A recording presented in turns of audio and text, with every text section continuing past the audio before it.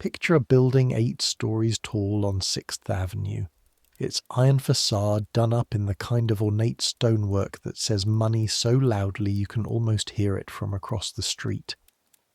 Now, fill it with 600 women, each one standing on her feet for 12 hours straight, each one forbidden by company rule and by the personal authority of the floor walker to sit down for a single moment of those 12 hours, each one smiling, always smiling, at the woman in the beaver fur coat who just called her a fool for misquoting the price of French ribbon.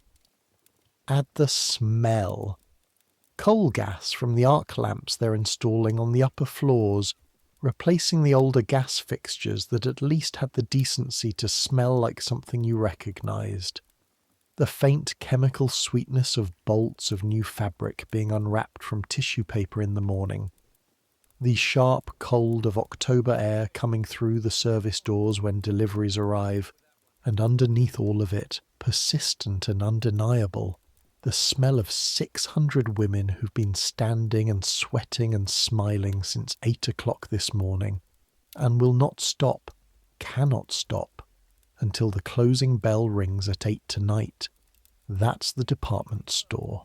That's the Ladies' Mile.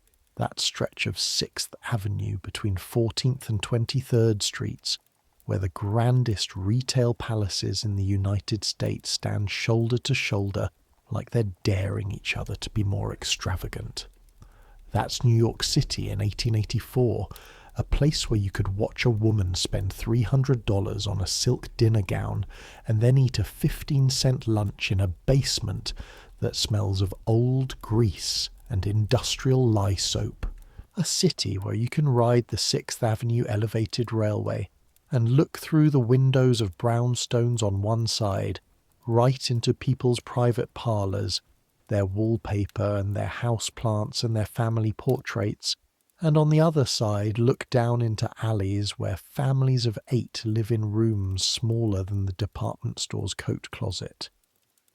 A city that is the richest, loudest, most extraordinary place in the Western world in 1884, and also a city where you can work yourself half to death selling that wealth to other people without ever being able to touch it yourself.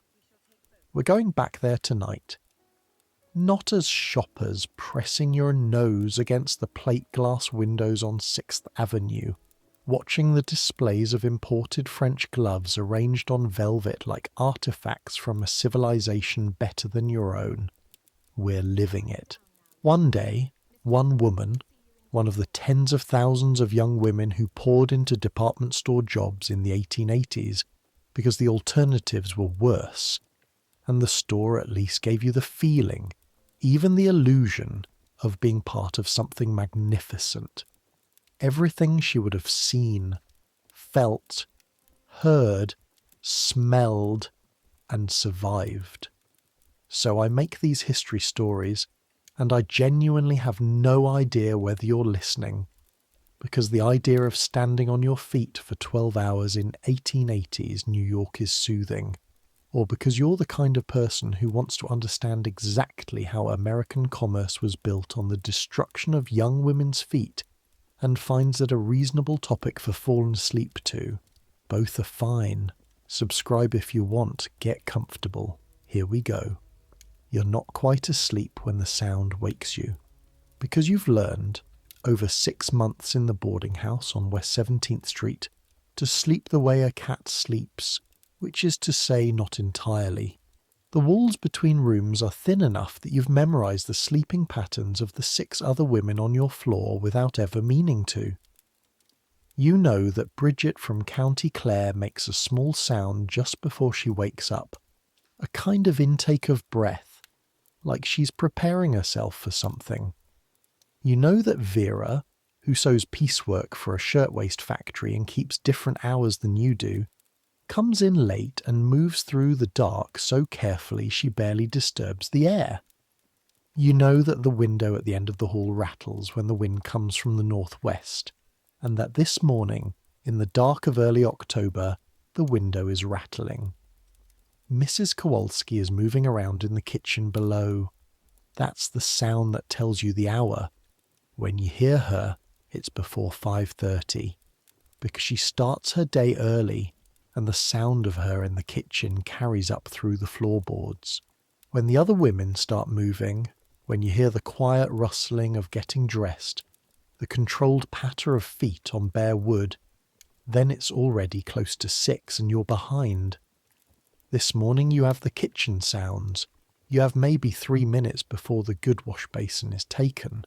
The floor meets your bare feet the way October floors in unheated boarding rooms meet feet, which is without mercy and without apology.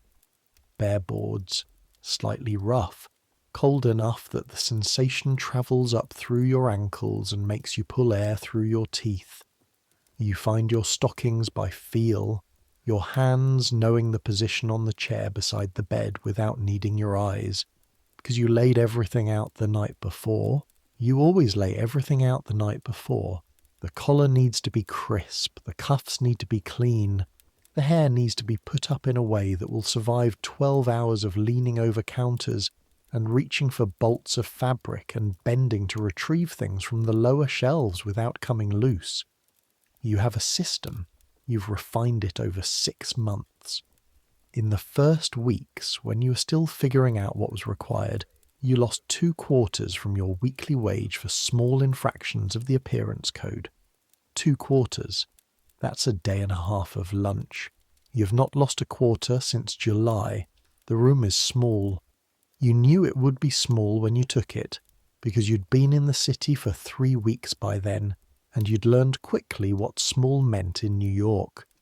In Ithaca, small meant tight. In New York, small means a bed, a chair, a narrow shelf where you keep your things, a hook on the back of the door for your coat, and approximately 2 feet of floor space between the edge of the bed and the wall. In New York, small means that when you open the window to try to get some air in summer, you can almost touch the wall of the building 6 feet away. Your name is Mary Shaughnessy. You're 18 years old. You came to New York in March of this year, 1884, from Ithaca, where your father runs type at the Ithaca Daily Journal, and your mother takes in mending, and your younger brother Thomas is heading toward the kind of future that boys in print shop families head toward, meaning a trade and a modest house and a church on Sundays. You are heading toward something else. You decided this when you were 15, or maybe you decided it earlier and 15 was when you started saying so out loud. You're heading towards something you cannot name precisely, but which feels like the opposite of staying. You have a wash basin. The water in it has been sitting since last night, and it is cold and faintly grey, the way standing water in boarding rooms gets when the building doesn't have proper ventilation, and the plaster in the walls absorbs moisture and releases it slowly back into the air. You splash it on your face. You do this quickly and without hesitation, because hesitation in the morning costs you time, and time in the morning is the only currency you actually own. Your face comes up from the water, cold and sharp and awake in a way that is distinct from rested, because you are not rested. You have not been fully rested since you started this job, but awake will do. Awake is what the store needs from you. Awake and presentable and smiling, always smiling. You do your hair by memory in the small mirror. Your hair is dark brown, straight, difficult in damp weather because it wants to frizz at the temples, which is why you keep a small piece of cloth dampened with water and glycerin on the shelf. The trick you learned from Clara in the 5th floor dry goods department, to smooth the temples before you pin them. Clara's been at Hartley and Company for 4 years. She knows every trick.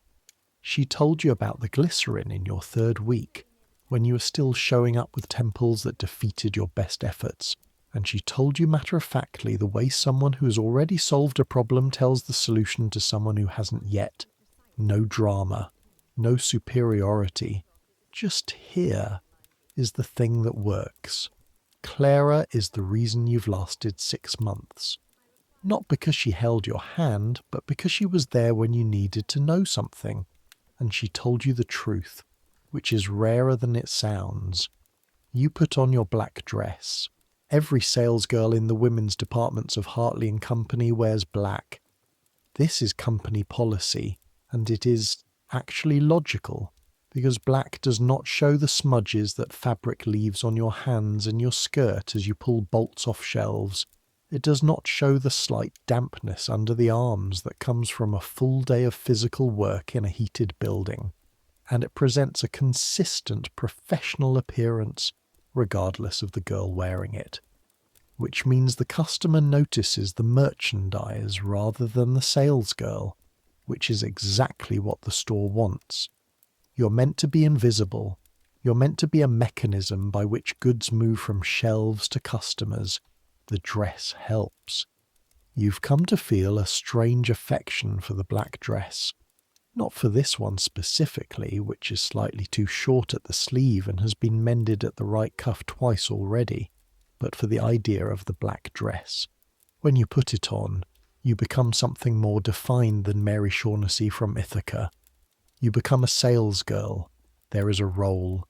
There are rules. There is a counter to stand behind and a script of politeness and a set of things you are supposed to know. In a city that is overwhelming in every direction, in a city that is constantly trying to make you feel small and uncertain, lost, the black dress and the counter and the role are things you can manage. They are solid. They are knowable. This is not to say the job is good. The job is not good exactly, but it is survivable, which is something. Breakfast at Mrs. Kowalski's is 8 cents for oatmeal and coffee. You eat standing at the kitchen table, not because you're in a hurry, although you are, but because sitting down for breakfast feels like a luxury you haven't earned yet this morning, like it would somehow count against the standing you'll be doing later. This is not rational. You know it isn't rational. But you eat standing up anyway. The oatmeal thick and slightly sweet from the brown sugar Mrs. Kowalski puts in it. The coffee hot and darker than is fashionable. The kind of coffee that grabs you by the back of the throat and says, "Pay attention," and you drink it fast enough that it leaves a warmth in your chest that will last most of the walk to the elevated station. Mrs. Kowalski is at the stove when you carry your bowl to the basin. She is a woman of 50-something who came from Warsaw 30 years ago and has been running boarding rooms for working women since her husband died in a construction accident in 1871, which is a long time ago now, but which she references occasionally in the way people reference the event that changed everything, the pivot point. She doesn't say much in the mornings. She watches the girls who come through her house with an attention that is protective without being intrusive, and she has told you twice, in the direct way she says important things, that if any man ever follows you home from the L station, you're to come directly to the kitchen and knock regardless of the hour. You believe she means it. "Cold today," she says, without turning from the stove. "Very cold." "Wear the heavier coat." You're already wearing the heavier coat. You nod at the back of her head and go. The street on West 17th is quiet in the early dark of October morning, the kind of quiet that exists only between the time the night workers finally stop and the day workers begin, a gap of maybe 30 minutes when the city holds its breath. You can hear your own footsteps on the pavement. The gas lamps are still lit, though they're beginning to look pale against the growing grey of the sky to the east. A horse-drawn milk delivery wagon moves at the end of the block, the horse's breath visible in white puffs, the bottles clinking in their crates in a rhythm that carries all the way down the street. The walk to the Sixth Avenue L station is 7 minutes if you move at your usual pace, which is faster than most people walk because you learned in your first month that New York walks at one speed, which is urgent, and if you don't walk at that speed, you will be in everyone's way. and you will be late. And being late at Hartley and Company is not a theoretical problem, but a real one with numerical consequences. Before any of that, before the store and the inspection and the standing and the customers and all of the rest of it, before any of that, I need you to understand why you're here, why you specifically, and why tens of thousands of young women like you came to New York and went to work in department stores in the 1880s instead of somewhere else. Because this is one of those historical moments where a specific thing happened for specific reasons, and the reasons matter, and once you know them, the story changes. In 1880 in the United States, if you were a young woman who needed to earn money, you had several options and none of them were good. You could go into domestic service. This meant living in someone else's house, cooking and cleaning and doing laundry and childcare and whatever else was needed 7 days a week for wages that range from $1.50 a week to maybe $3 a week if you were skilled and lucky. Domestic service was not considered respectable by the women who did it. This requires explanation. The word respectable carries enormous weight in the 1880s. It is not just a description of how something appears, it is a description of what kind of future you can have. A woman who worked as a domestic servant occupied a specific social position, and that position was one of near total dependency on the family she worked for. You lived in their house, you ate their food, you had no hours that were properly your own. Your social life was their schedule. Your privacy was their generosity. If the family was kind, this was tolerable. If they were not kind, you had very limited options because you had no independent address, no autonomy of movement, and a social world so narrow that your connections to other people outside the household were almost nothing. And so women fled domestic service whenever they could. You could work in a factory, the shirtwaist factories, the garment factories, the paper box factories, the tobacco factories. The wages were sometimes slightly better than domestic service, though often not. The conditions were often genuinely dangerous, with machines that could take a hand or a finger in a moment's inattention, with air thick with fabric dust or chemical fumes, with fire risks that were real and constant and would eventually, 26 years from now, become catastrophic in a way that the entire country would be forced to look at. Factory work was physical in a different way than domestic service. It was repetitive in a way that hollowed out parts of your mind if you let it. And factory work carried its own social stigma, a different one than domestic service. Not the stigma of dependency, but the stigma of a certain kind of roughness, a certain association with the tenements and the immigrants and the crowded neighborhoods downtown. And then there was the department store. The department store was something new. It was new not just in degree but in kind. A tea. Stuart had opened his marble palace on Broadway back in the 1840s, but the department store as it existed in 1884, the multi-floor, multiple department, everything under one roof institution that Macy's and Lord & Taylor and Arnold Constable and a dozen others had become by this decade, this was genuinely new. It was new in scale and new in its methods and new in what it required of its workers. What it required of its workers, specifically, was young women. The department store had discovered something, or rather the men who ran department stores had discovered something, which is that female customers preferred to be served by female salespeople, at least in the soft goods departments. The fabric and ribbon and lace and glove departments, the millinery and the dress goods and the household linens. And there was a labour economics dimension to this too, which is that you could pay women substantially less than men for the same work, and the law and the custom of the time would support you in this completely. Male clerks in dry goods stores earned $8 to $12 a week in this period. Female clerks at the big department stores earned $5 to $8 a week, and often less in the first years of an apprenticeship period that the stores called training, but which functioned primarily as a period of near-free labour. But here is what the department store offered, and why tens of thousands of women chose it over the alternatives. It offered a counter. This sounds like nothing. It isn't nothing.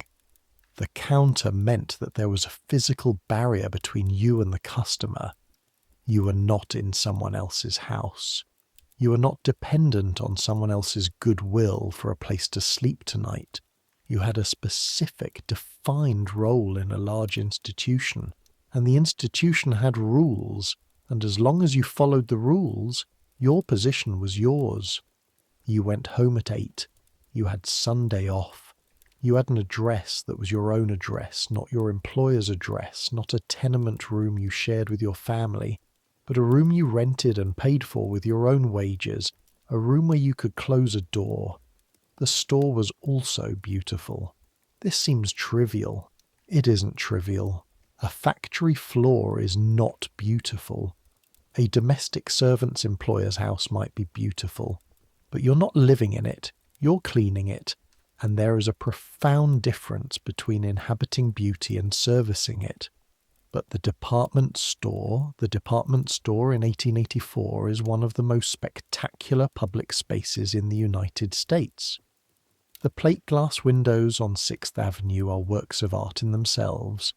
The interior, the high ceilings and the gas lights, and then increasingly the arc lights that make everything brilliant and strange.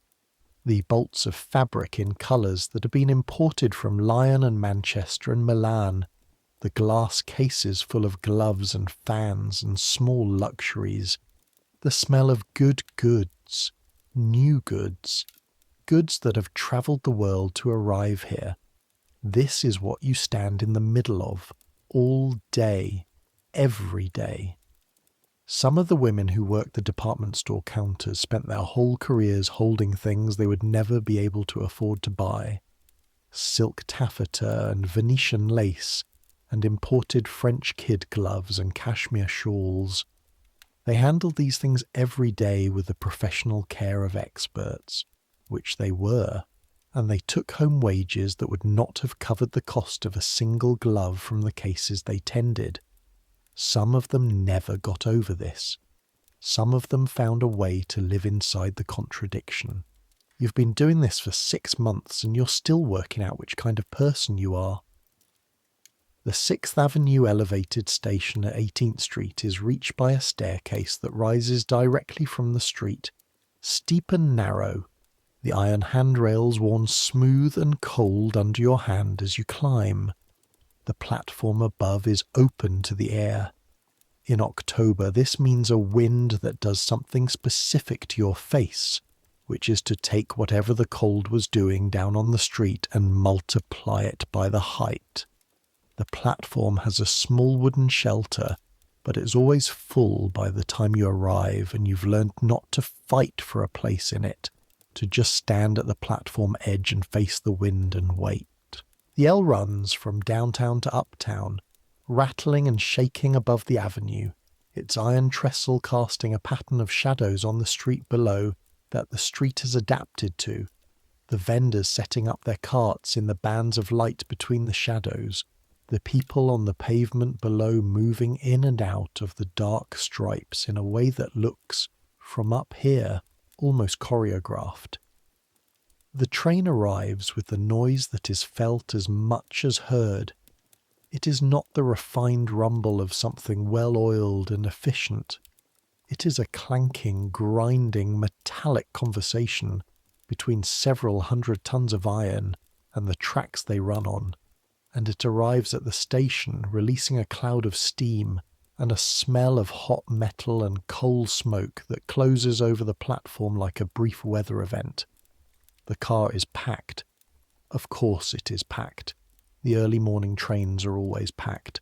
You find a handhold and you stand, swaying with the motion of the car, pressed on all sides by other people in their coats and hats, other women going to other department stores and other workrooms and other kitchens, other men going to offices and warehouses and counting rooms, all of them moving north through the city with expressions that range from blank to preoccupied to the specific alertness of people doing arithmetic in their heads.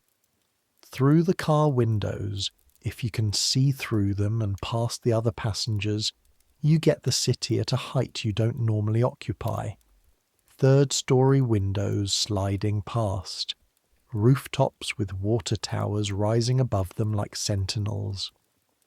The flash of the street below at intersections, the horses and the carts and the people, from up here miniaturized and slightly unreal, in the early morning, with the gas lamps of the city still burning against the still dark portions of the sky, and the first pale daylight beginning in the east, there are moments when the city from the L is genuinely, unexpectedly beautiful, a fact you have not admitted to anyone because you're not sure if it's the kind of thing you're supposed to notice. The train slows at the 18th Street station, and a portion of the car empties and refills in a matter of seconds. Then you're moving again. 3 more stops. You've done this so many times that your body knows the stations by the rhythm of the ride before the name boards come into view. Hartley and Company department store occupies the building at the corner of Sixth Avenue and 19th Street. Though it has expanded since its founding 20 years ago, and now occupies a portion of the adjacent building as well. The two structures connected internally at every floor by passages that the employees navigate with the expertise of people who know a building's interior geography the way they know their own home. The main entrance is on 6th Avenue. The employees' entrance is on 19th Street, a narrower door set into the side of the building that opens into a corridor that leads first to the time clock and then to a staircase, and then, depending on your department, to whatever floor you work on. The time clock is a recent innovation. Not all stores have them yet. Hartley and Company installed theirs last year, and the reaction among the employees ranged from resigned acceptance to something closer to grievance, because the time clock makes visible and formal what was previously a matter of supervision and judgment. Now, the clock marks your arrival with mechanical certainty. It doesn't care that the L was late, that the train was so packed you couldn't move to the door in time and missed your stop and had to ride one further and walk back. It doesn't care about any of that. It marks the time, and the time is what it is. You punch your card at 7:42. The inspection begins at 7:45. The inspection room is what they call it, though it isn't a room exactly. It is a section of the ground floor corridor near the employee's entrance where the floor walker assigned to your department stands each morning and looks at each salesgirl as she passes and notes, in his ledger, any departures from the required standard of appearance. The required standard is written down. It covers hair, which must be dressed neatly and pinned securely, dress which must be black and clean and free of obvious mending or damage, collar and cuffs which must be fresh, boots which must be clean and black, general cleanliness and tidiness which is left to judgment, which means the floor walker's judgment, which means you are subject to the assessment of a man who may or may not be consistent, fair or reasonable, but who has the power of the ledger, and the ledger has the power of your wages. Your floor walker is Mr. Dewey, Charles Dewey. He is 41 years old and has been with Hartley and Company for 11 years, which is long enough that he has absorbed the store's authority into himself so completely that you're not sure anymore where the store ends and Mr. Dewey begins. He is a medium-sized man with sandy hair going grey at the temples and a moustache maintained at a precision that suggests it receives careful daily attention. His hands are always clean.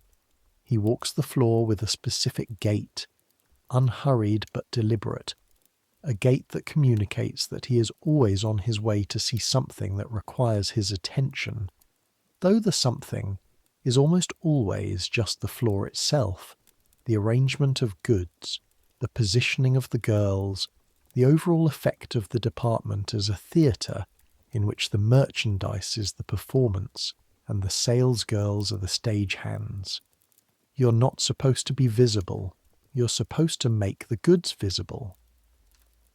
Mr. Dewey looks at you as you pass his position in the morning corridor. He looks at your hair. He looks at your collar. He looks at your cuffs. His gaze moves down to your boots and back up again in a motion that takes approximately 3 seconds and has been refined over 11 years into something efficient to the point of being mechanical. He makes no mark in the ledger. You exhale. This is your morning victory. It happens every day and you allow yourself a small amount of satisfaction each time. Not the satisfaction of being praised, because Mr. Dewey does not offer praise, but the satisfaction of having passed a test that had real consequences for failure. Up the stairs to the 4th floor, your department is ribbons, lace and trimmings. It occupies a portion of the 4th floor, a counter approximately 30 feet long running along one wall, backed by shelves that rise to about head height, on which the bolts of ribbon and lace and assorted trimming materials are arranged by type and then by colour within each type, a system that took you a full week to learn well enough to retrieve anything quickly, and which you can now navigate in near darkness if necessary, which is not a thing that is required of you, but which you use as a private measure of your own competence. The counter is glass-topped, with the finer goods displayed beneath the glass, the everyday stock above it on open shelving. At the end near the east window, there is a stool that is officially for the purpose of reaching the upper shelves with a hooked pole. You're not allowed to sit on the stool. No one sits on the stool. The stool for reaching the upper shelves has never, to your knowledge, been used for sitting in your entire 6 months in this department. If you were to sit on the stool during floor hours, Mr. Dewey would note it in the ledger, and you would lose a quarter. The no-sitting rule is one of the things about this job that takes up more space in your mind than you expected it to. You knew about it before you started, because women who work in department stores all know about it. It's part of the knowledge that circulates among working women, the way useful information circulates in any community where people share a common set of problems. But knowing about it and living it are different things.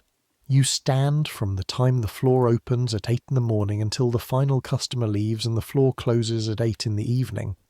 12 hours in boots that are practical but not comfortable because comfortable shoes don't look right in the inspection.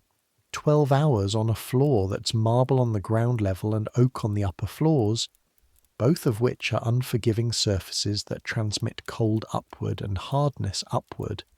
12 hours during which the small muscles in your feet are constantly engaged in the work of balance and adjustment. 12 hours during which your lower back, which you did not know had opinions, begins expressing those opinions around our fore and does not stop. And you smile. Through all of it, you smile. The first customers arrive at 8:15.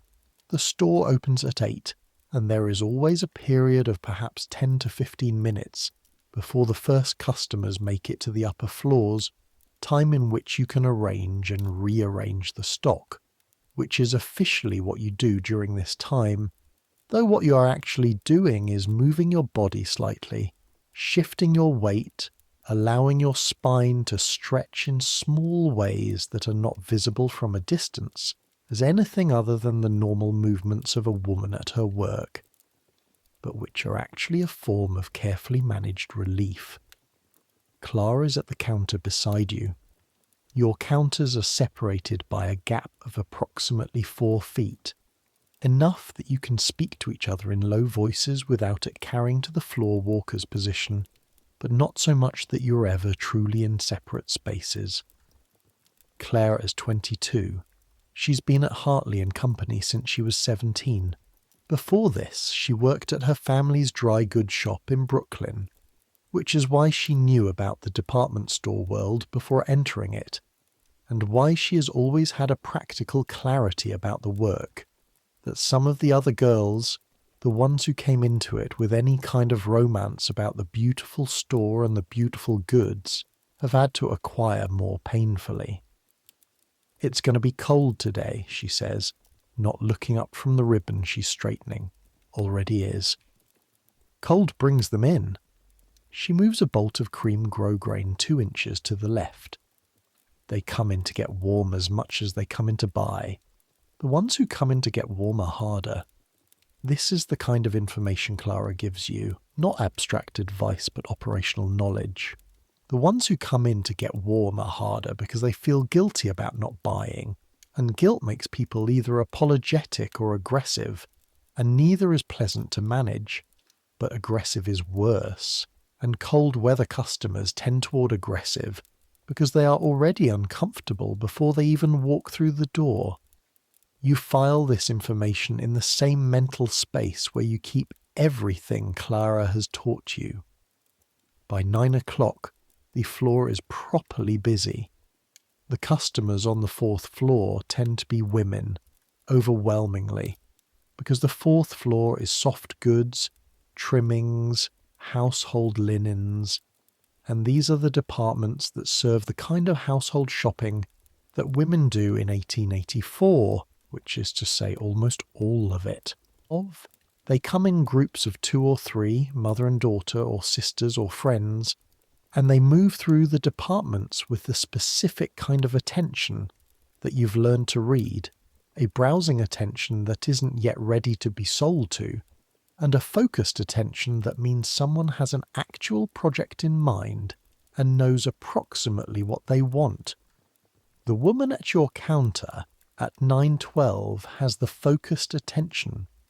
She is perhaps 35, well-dressed but not extravagantly so, the dress good quality wool in a deep plum colour, the hat trimmed with pheasant feathers, the gloves dark grey kid, the kind of woman who shops Hartley and Company regularly and knows roughly what things cost. She has a sewing project in mind. You can tell because she's brought a swatch of fabric in a small envelope, which she places on the glass counter with the practiced movement of someone who's done this before. "I need something for the collar and cuffs," she says. "Narrow lace, I think. I have this." She opens the envelope and spreads the fabric on the counter. It's a pale blue fine wool. Excellent quality. Probably from a dress she's having remade or relined. You look at the fabric. Not at the woman, at the fabric.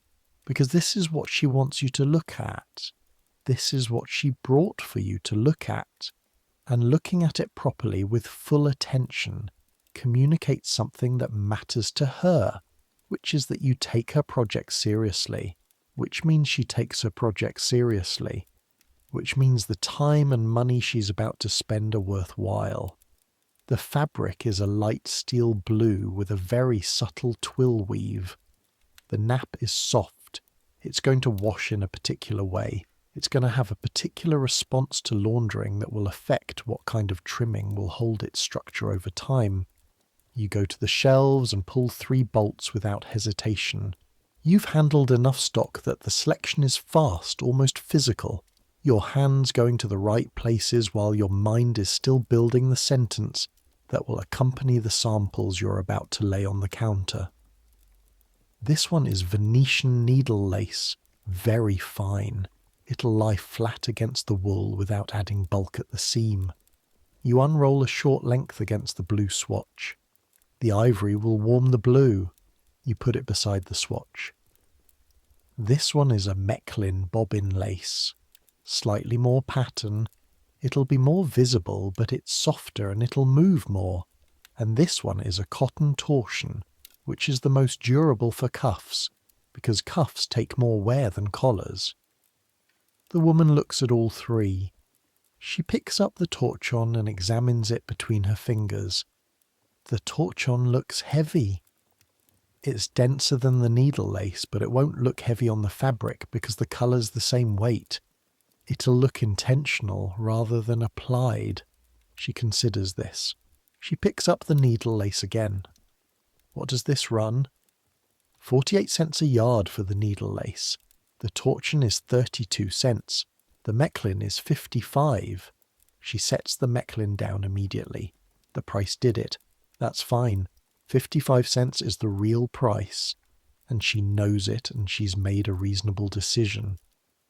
People who work in retail for long enough stop being bothered by the moment when a price ends a consideration, because the price is real, and the decision is real, and there's no drama in it. I'll take 3 yards of the needle lace, she says, and 1 yard of the torchon for the cuffs to try.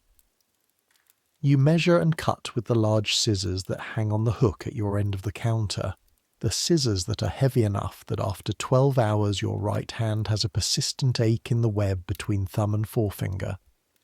The fabric shears through the ribbon like silence, a clean, controlled sound. You fold the lace in tissue paper, wrap the torchon separately, bring it to the cash desk. This is where the cash boys come in.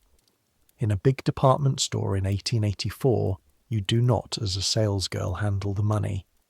The money is handled separately by a system designed both for efficiency and for theft prevention, the two concerns being related.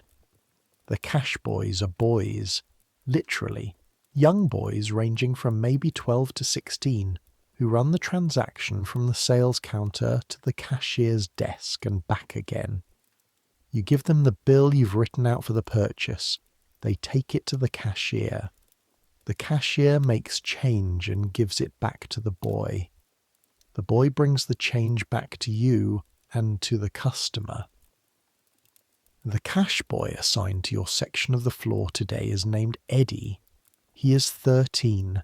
He is small for his age and moves very fast, which is the essential quality for a cash boy because the job is fundamentally physical. A relay race run all day in the enclosed space of the department floor. Eddie has been at Hartley & Company for 8 months, which means he started at 12, which is legal, which is one of those legal things that sits wrong when you think about it.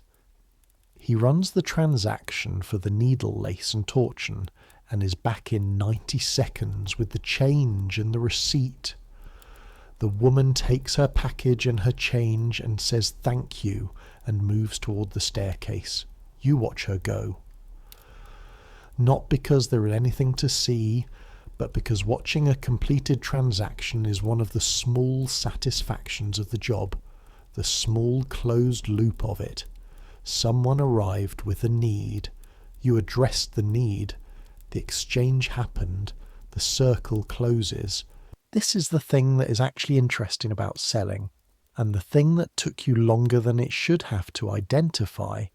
Because when you first started, you thought the interesting part would be the goods themselves, the beauty of the fabrics and the laces, but actually the interesting part is the human transaction, the reading of what someone actually wants, and whether what they think they want is the same as what they actually want, and how you close the distance between those two things.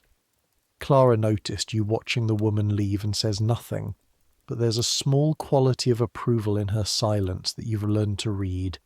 By 11:30 you've served 14 customers, completed 12 sales, measured approximately 60 yards of fabric and ribbon, replaced 3 bolts on the shelves that ran down during the morning, and answered the question, do you carry French lace approximately 9 times?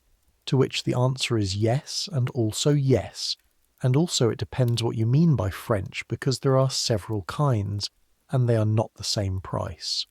Your feet have opinions. They've been having opinions since hour 3, which is the hour when the initial cold of the marble underfoot transitions from cold to a harder, duller sensation.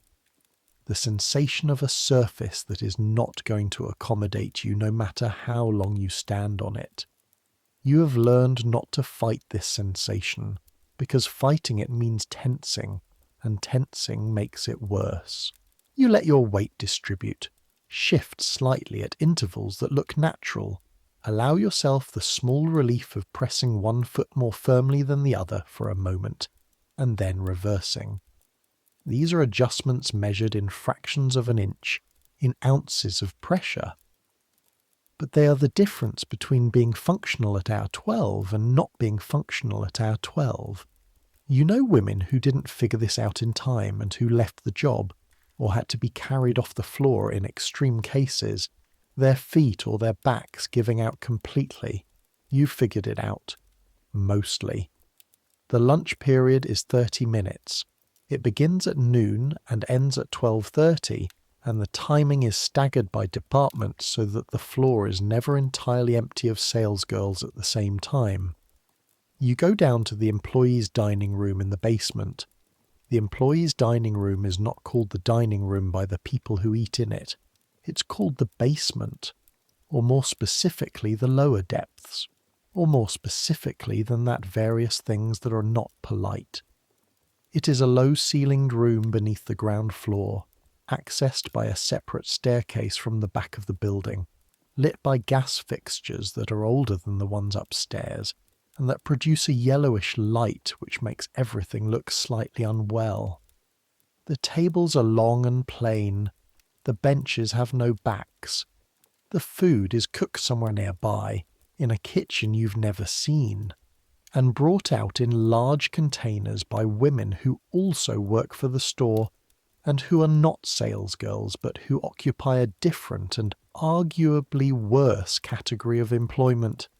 The kitchen workers, who work from 6 in the morning until the last lunch sitting ends at 2, and who earn, you've been told, considerably less than the salesgirls.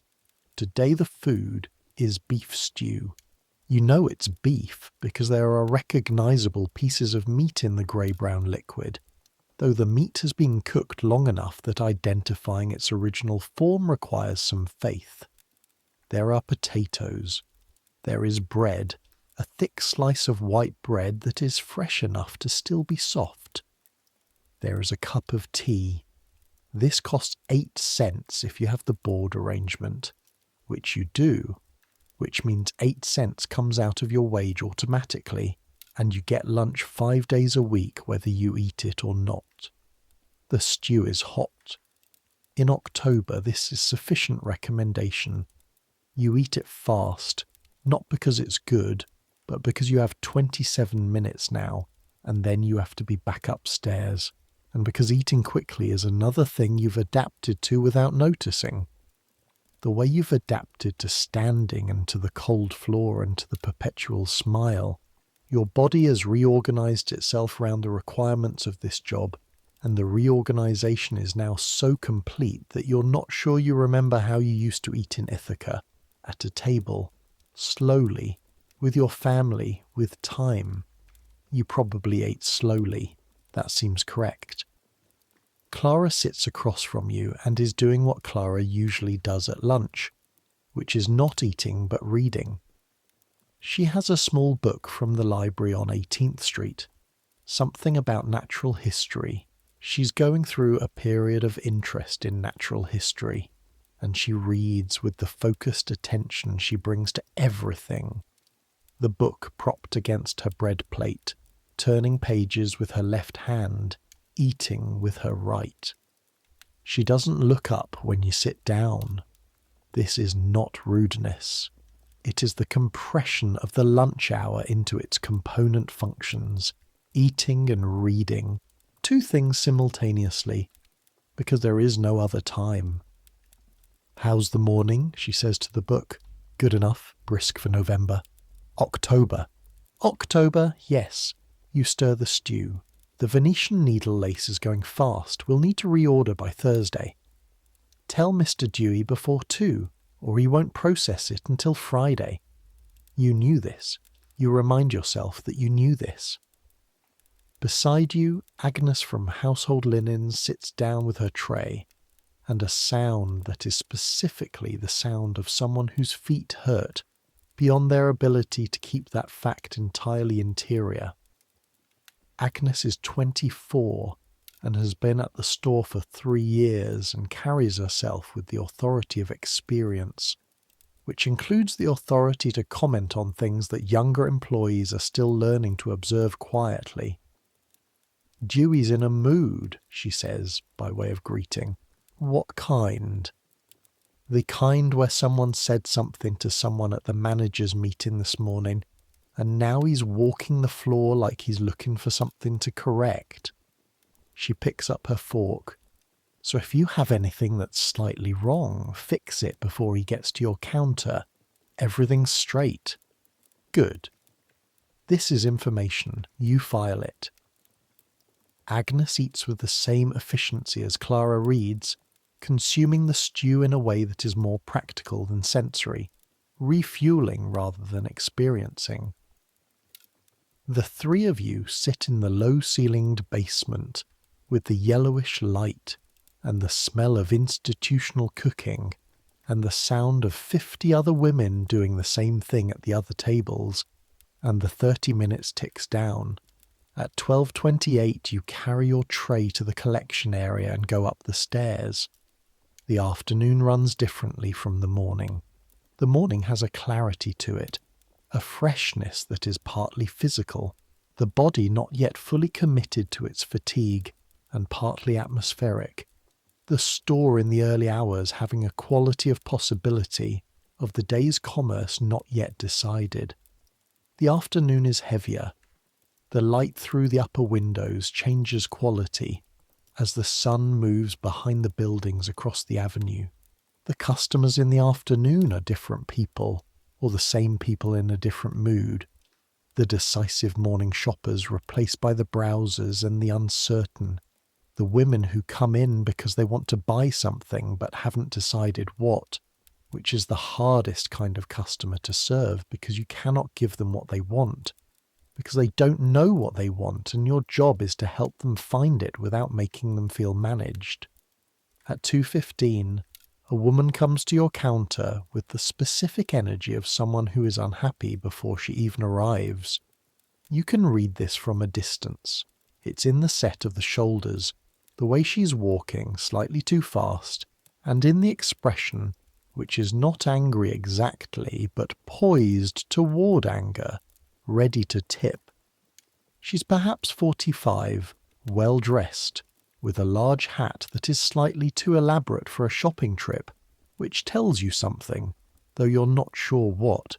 She puts both hands flat on the glass counter and looks at you with an expression that is, on some level, a test. "I ordered velvet ribbon, brown velvet ribbon, 2 weeks ago. I was told it would be in by yesterday." You have no knowledge of this order. You were not here 2 weeks ago when it was placed. You might have been, but the order is not in your area of the counter, and the order book is at the other end, and you need a moment to locate it and look without giving the impression that you don't know what she's talking about.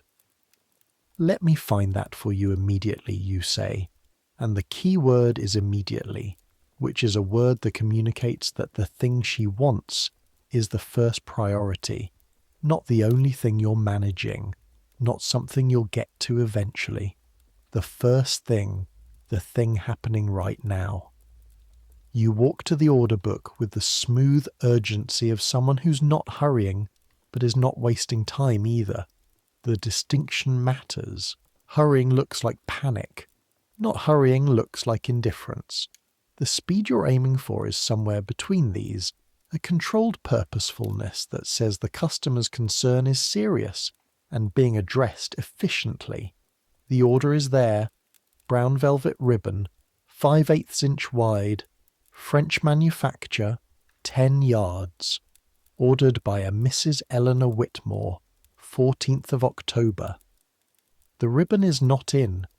There is a note in the order book in Mr. Dewey's handwriting that says delayed, supplier notification pending, which means the ribbon has not arrived from the supplier and someone was supposed to notify Mrs. Whitmore and apparently did not. This is not your fault. You are not involved in the order. You are not involved in the failure to notify. But Mrs. Whitmore is standing at your counter, and you are the person who is here. And so the fault is, in the immediate and practical sense, something you are going to have to navigate. "Mrs. Whitmore," you say, coming back to the counter, "I can see your order here. The brown velvet ribbon is delayed from our French supplier. There was an error in the notification and I apologize. You should have been contacted immediately when we received that information." She looks at you. The expression has tipped. It is now properly unhappy. "I needed this ribbon last week. I have a dress that has been sitting at my dressmaker's because she's waiting for this ribbon. I understand. Let me see what I can do for you." What you can do is this. You cannot produce the French velvet ribbon that hasn't arrived. What you can do is show her alternatives, not as substitutes, because suggesting that she settle for something she didn't order will make it worse. You show her alternatives as options, as things that exist in the world beyond the specific thing she ordered, one of which might actually serve her need as well or differently. And the act of showing alternatives is itself a gesture of service, of taking her problem seriously enough to work on it, rather than simply recording it in the ledger of unfulfilled orders. You put 3 bolts on the counter. A domestic velvet in a warm brown that is not quite the French velvet in texture, but is very close in colour. A French grosgrain in a brown that is slightly different, more reddish, but which has a quality of richness that velvet doesn't always have. And a wide satin ribbon in dark brown that is formally different from what she ordered, but which has a depth of colour that velvet sometimes loses at certain widths. You don't say anything immediately. You let her look. She picks up the domestic velvet, turns it in her hands, holds it up to the light. "This isn't the same," she says. "No, it isn't. The weave is slightly different. The nap isn't quite as fine." Will she be able to tell? She means her dressmaker. She'll see the difference if she looks for it. The question is whether it matters for the finished dress. What's the dress? And this is the moment where the customer decides whether you've earned her engagement, whether she's going to let you help her, or whether she's going to continue being unhappy at you. Mrs. Whitmore looks at you with an assessment that is not hostile but is evaluating. "A black silk dinner dress," she says, "for the Bellamy dinner in November.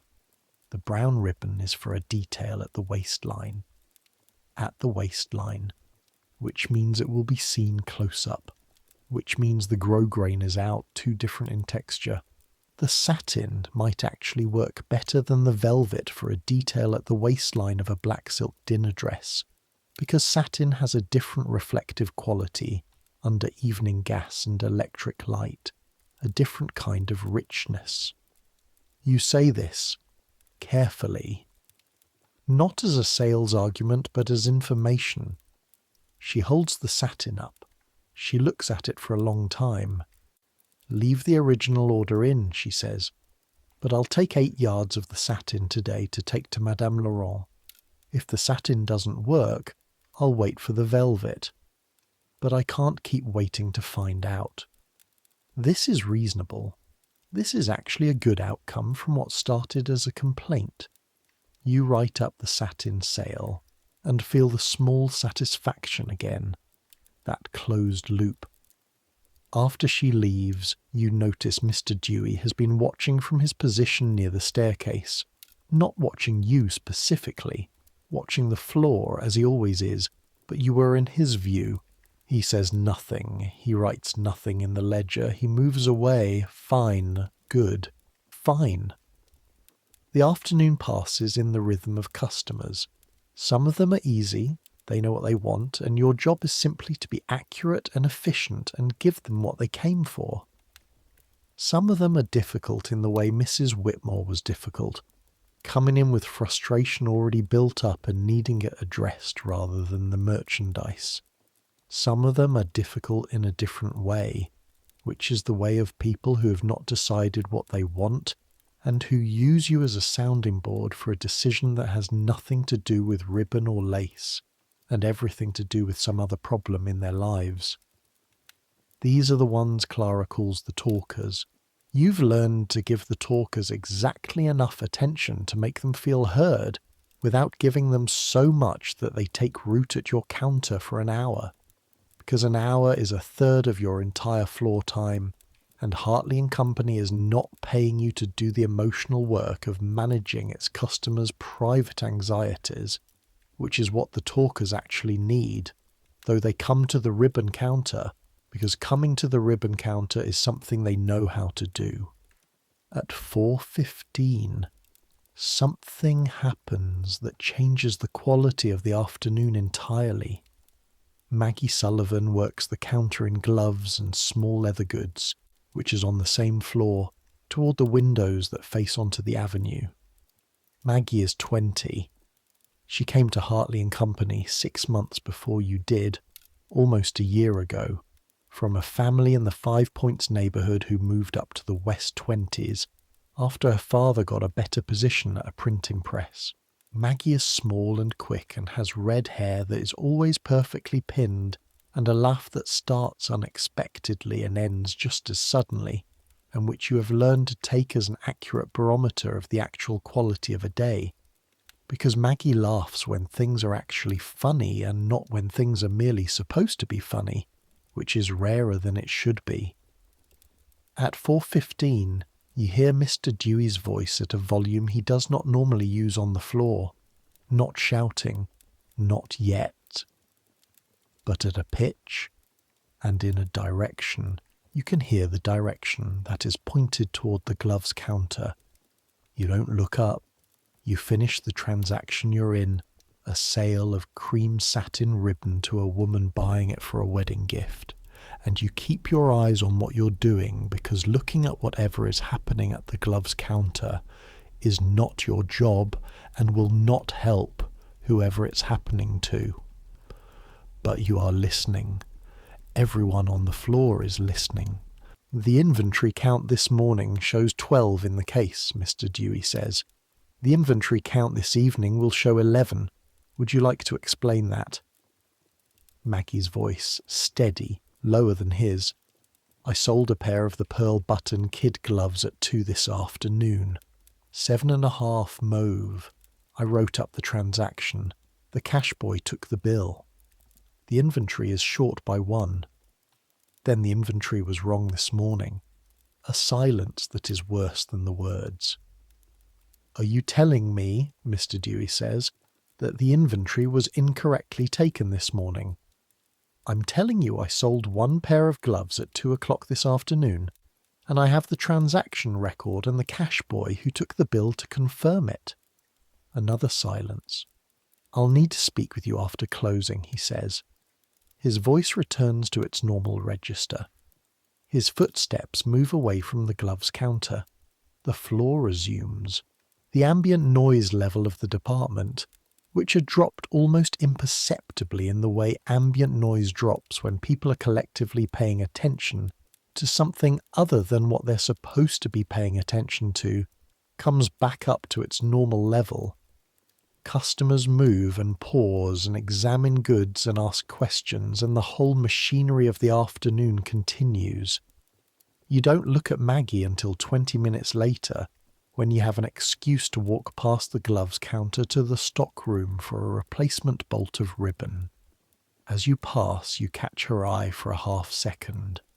She looks steady. She looks the way people look when they're keeping themselves steady by an act of will, which requires not looking as though you're keeping yourself steady by an act of will. Because looking like you're trying will draw more attention to the fact that there is something to try for. She is serving a customer something about a wrist-length versus elbow-length glove for an evening occasion, and her voice is even and her hands are steady. You give her one nod, small and quick and aimed mostly at the floor, and keep walking. What you know about glove inventory at Hartley and Company is this. It is counted twice a day, once in the morning before the floor opens, and once in the evening after the floor closes. by the floor walker responsible for that section, which is Mr. Dewey. What you know about Mr. Dewey's inventory counts is, from things Clara has said, that they are not always perfectly precise. What you know about the company's policy regarding inventory discrepancies is that any discrepancy between what was in a case at the morning count and what is in the case at the evening count is, in the absence of a documented sale accounting for the difference, attributed to theft. And the threshold for attributing theft to the salesgirl responsible for the case, rather than to a customer, is lower than you would expect. What you know about Maggie is that she is scrupulously honest. This is not sentimentality, this is observation. In 6 months of working in adjacent departments and sharing lunch breaks, and walking to the L station together on evenings when your schedules align, you have watched Maggie Sullivan handle money and merchandise with a precision that makes the possibility of theft, by her, in this instance or any instance, extremely implausible. Maggie knows exactly what the consequences of theft would be. Everyone on the floor knows. It is part of the knowledge that circulates, a fact so established that it functions as a constant background condition of the job. If you steal from Hartley and Company and are caught, you are dismissed without reference, which means you cannot work at another department store in the city because the department stores share information in exactly the specific way that would hurt you most. And there is more than dismissal. There are women who have been prosecuted, given over to the police. Department stores take theft seriously in a way that has nothing to do with the value of the individual item stolen and everything to do with the principle. Maggie Sullivan did not steal a pair of gloves, which means either the morning inventory was wrong, which happens, or the transaction was not properly recorded, which can happen, or Mr. Dewey made an error in his count, which also happens, or something happened to the inventory that is not in the category of theft or error, which is also possible. All of these are possible. All of them are less dramatic and less damaging than the implication of theft. But Mr. Dewey said the words, quietly and at floor volume, in a department where 50 women were working and listening, and the words he said were not words that can be unsaid by the explanation that resolves the discrepancy. After closing, you wait. You're not supposed to wait. You're supposed to go down to collect your coat and go home the same as every other evening.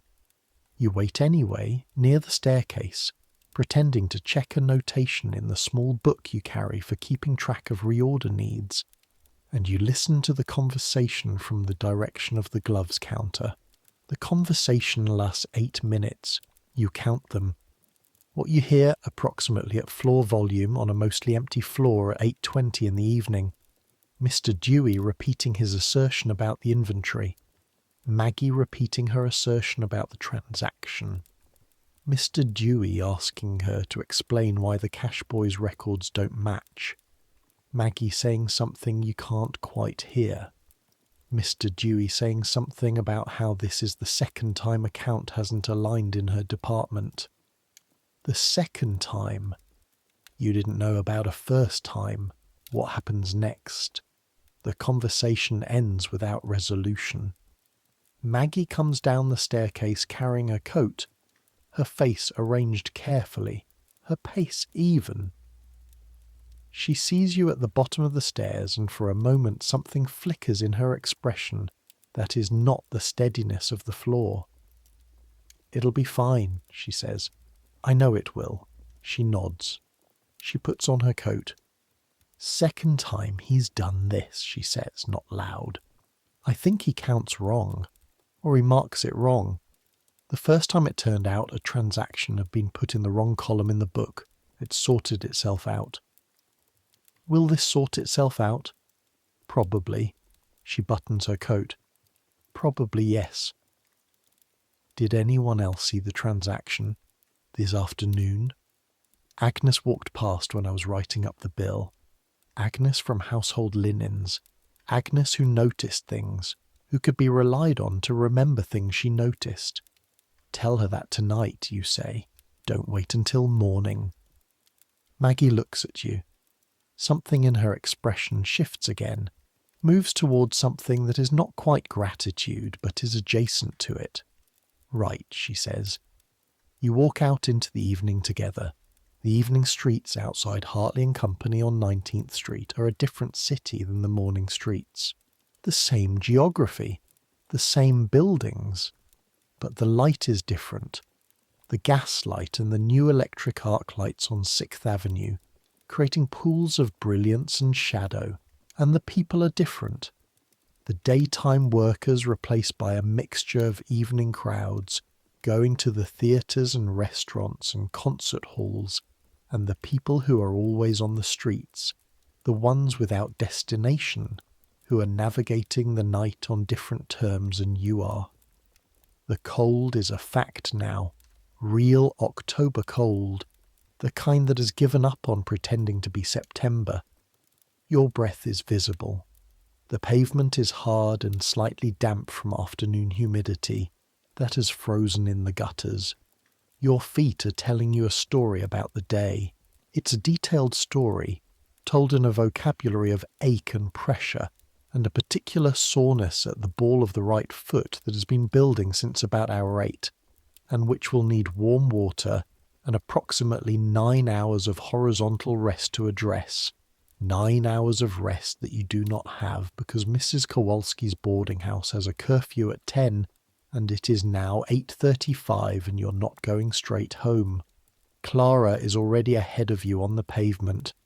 She saw you waiting on the stairs and understood without you explaining it, and when she came down herself she said quietly, 8:30, the 18th Street location, which is a reference to an address you know, the location of the Working Women's Society, which holds its monthly meeting on the third Wednesday of the month, and this is Wednesday.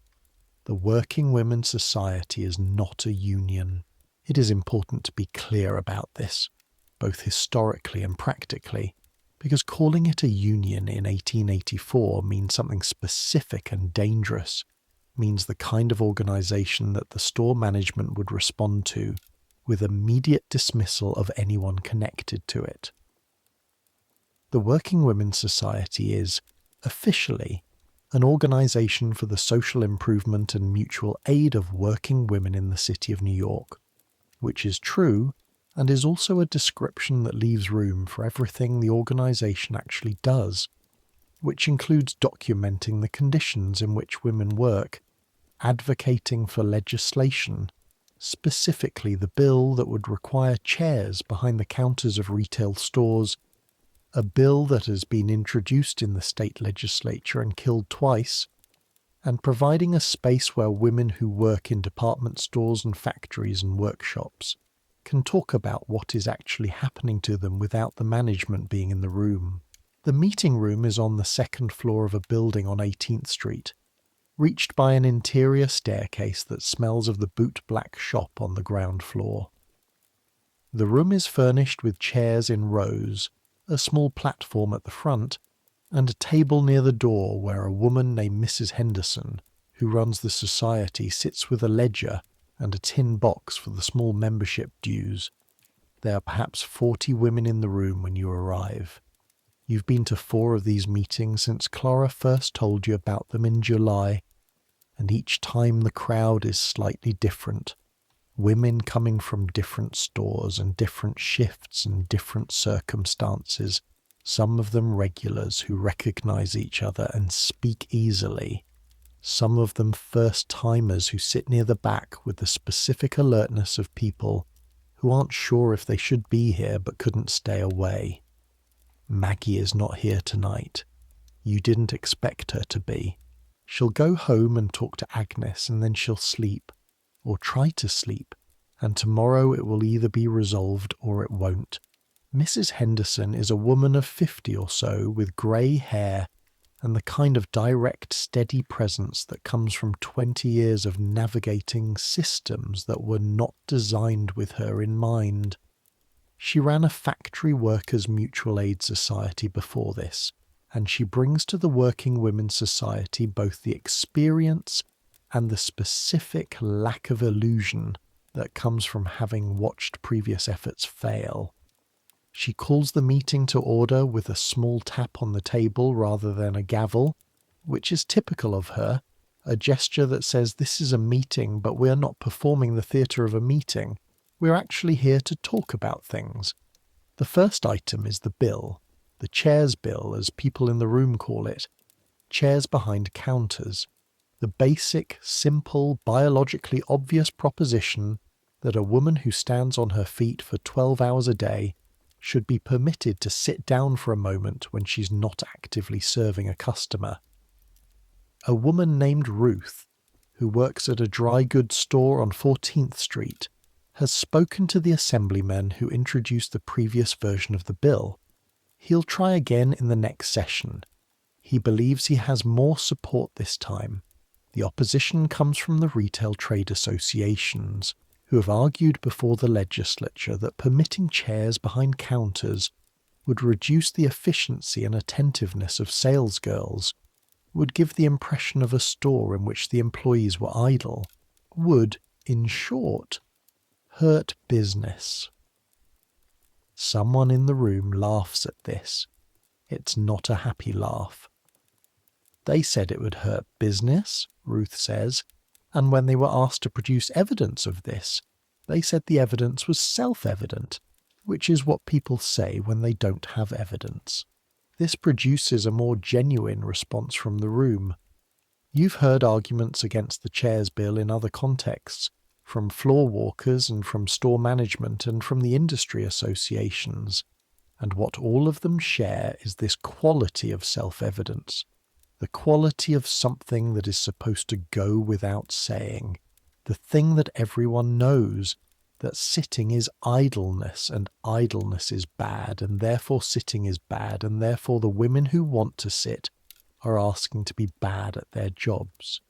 And this chain of logic is so universally accepted in the retail trade that no one has been required to defend it with evidence, which is the specific quality of a prejudice, as opposed to a position, a prejudice being something you defend with social consensus rather than facts. You're standing at the back of the room, your feet as doing their usual end-of-day thing, which is a dull, insistent conversation that never entirely goes quiet. You think about the stool at the end of your counter, the stool that is officially for reaching the upper shelves, the stool that has never been sat on. You think about 12 hours. You think about the fact that the argument against sitting is self-evident. You think about what self-evident means. The meeting moves on to other business. There is a report from a woman who works at a paper box factory in the 30s, who describes conditions in that factory that make your ribbon counter at Hartley and Company look, in comparison, like a kind of paradise. She describes a room where 16 women work at machinery in a space heated to 90 degrees in summer because the machinery requires it, where the ventilation consists of 2 windows, where the work of crimping the box seams has permanently bent the first 2 fingers of her right hand into a position from which they do not fully recover even in sleep. She describes this in a flat, informational way, the way people describe things that have become so normalized that the act of describing them is the only way to make them visible, to transfer them from the category of things that are just the way things are to the category of things that happen to a specific person and are therefore real. No one in the room says anything for a moment after she finishes. Then a woman near the front says, "Has anyone contacted the labour inspector?" And someone else says, "The labour inspector came last year. He said the ventilation was adequate." And the room continues. You stay until 9:15, longer than you should, and then you walk back to Mrs. Kowalski's house on West 17th, through streets that are not dangerous exactly, not the streets you'd avoid, but which have the quality of the late evening, the quality of a city that has been going all day and is now in the portion of the day where the going takes a different form. The gas lamps make circles of amber on the pavement. A couple is arguing on the stoop of a brownstone, their voices low but pointed. A man is walking a large dog that moves in a way that suggests it is tired, its feet lifting and placing with the same quality of endurance as the feet of the salesgirl just behind it. You think about Maggie. You think about the gloves and the inventory and Mr. Dewey's voice at that not quite shouting register. You think about the chairs bill and the woman with the bent fingers and the self-evidence of things that have not been required to provide their own evidence. You think about the woman in the beaver fur coat who called you a fool this morning. She was looking for wool crepe in a specific shade of green that you don't carry, that Hartley and Company has never carried, that she should have known you don't carry because she's been shopping in this store for years. But she had it in her head that you carried it, and when you explained that you didn't, she said, flat and final, "That's foolish," meaning the store, meaning the decision not to stock it, but also meaning you, meaning the person in front of her who was representing the decision and was therefore the decision's face. You said, "I apologize for the inconvenience. I could check whether our buyer has plans to add it to the stock, if you'd like me to leave your contact information." She did not want you to leave her contact information. She walked away. You stood at your counter and watched her walk away, and your face did not change. Mrs. Kowalski's house is lit downstairs when you turn onto the block. She leaves a lamp burning in the front window until 10, which is the curfew, and the lamp is like a beacon, visible from the end of the street, telling you that you are on time and the house is open, and there is a bed waiting. You are tired enough that the climb to your room is something you accomplish by will rather than by energy. First stair, second stair. The particular creak of the fourth step that you've learned to step around. The corridor, the door, the cold room that you left this morning in the dark. You take off your boots. The act of taking off your boots at the end of a 12-hour day is one of the singular physical experiences of this job, a relief so complete it is almost a sound, the unclenching of everything the boots have been holding, the expansion of your feet into their actual shape, which has been compressed all day into a shape slightly different from their actual shape, the shape that fits inside the boot. You put your feet on the cold floor, and the cold is different now. It is not the morning cold that you received as a punishment, but an evening cold that you receive as information, as simple external reality, your feet belonging to you again, and reporting accurately on the temperature of the room. You will leave everything laid out for tomorrow. You always do. But tonight you sit on the edge of the bed for a moment first. Just sit, because the sitting is real, and the bed is yours, and the day is over. 3 years ago, if someone had described this to you in Ithaca, the boarding house, and the black dress, and the ribbon counter, and the stool you can't sit on, and the morning inspection, and Mr. Dewey's ledger, and the smiling, the constant smiling, and Maggie's face at the bottom of the stairs, and the woman with bent fingers, and the chairs bill failing twice in the state legislature, you might have said it didn't sound worth it. It sounds bad. Why would you choose that? And the answer, which is not a simple answer and which you have arrived at over 6 months, is that you did not choose the elements individually. You chose the whole. You chose to be in New York instead of in Ithaca. You chose to be earning money in your own name and paying for a room with a door that you close yourself. You chose to learn a thing, to know it, to be good at it, to have someone come to a counter and leave with something they needed that you helped them find.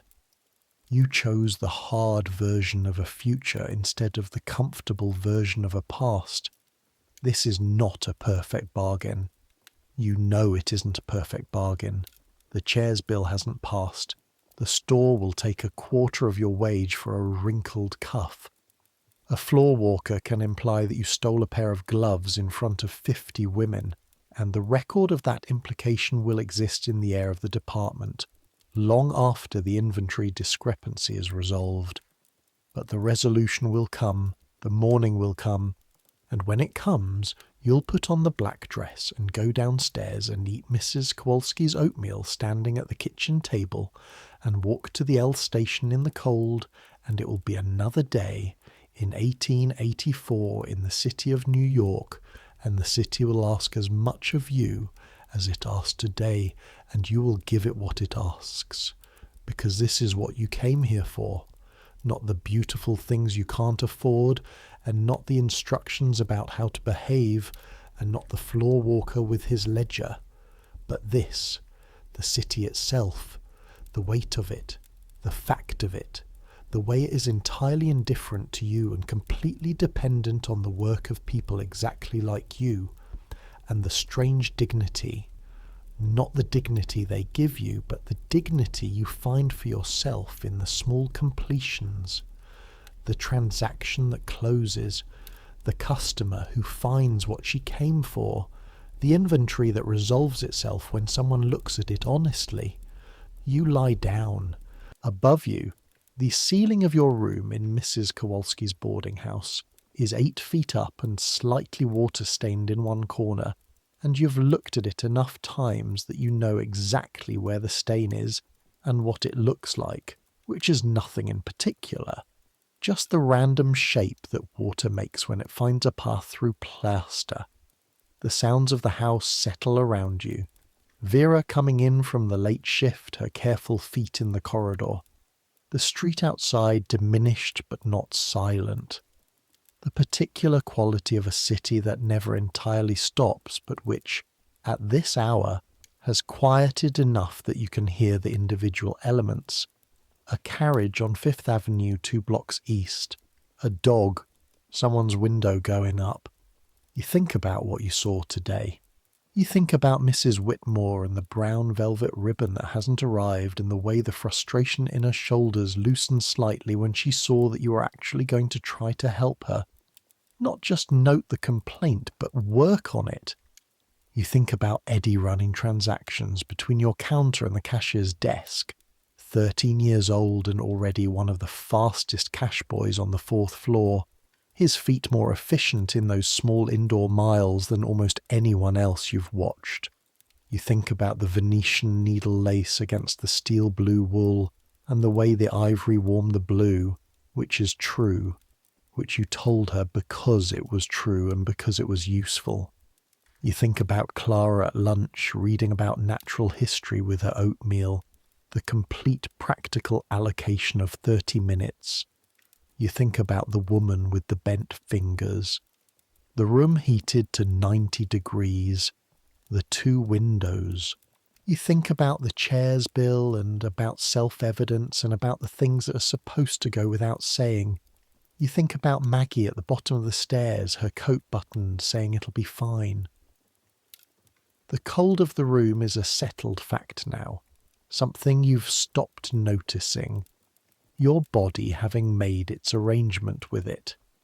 The blanket is thin but sufficient.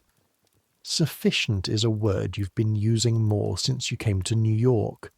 Not perfect, not comfortable, not what you'd choose in ideal conditions. Sufficient. It covers you. You're warm enough. You're rested enough. The morning is far enough away.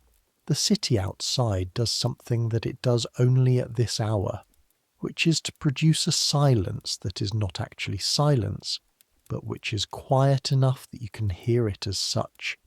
The particular register of the city below its daytime operational noise, the register that says the machines are resting but they are not stopped, that tomorrow they will be running again and you will be part of them again, and the running will be exactly what it was today, and also completely different, because every day is both.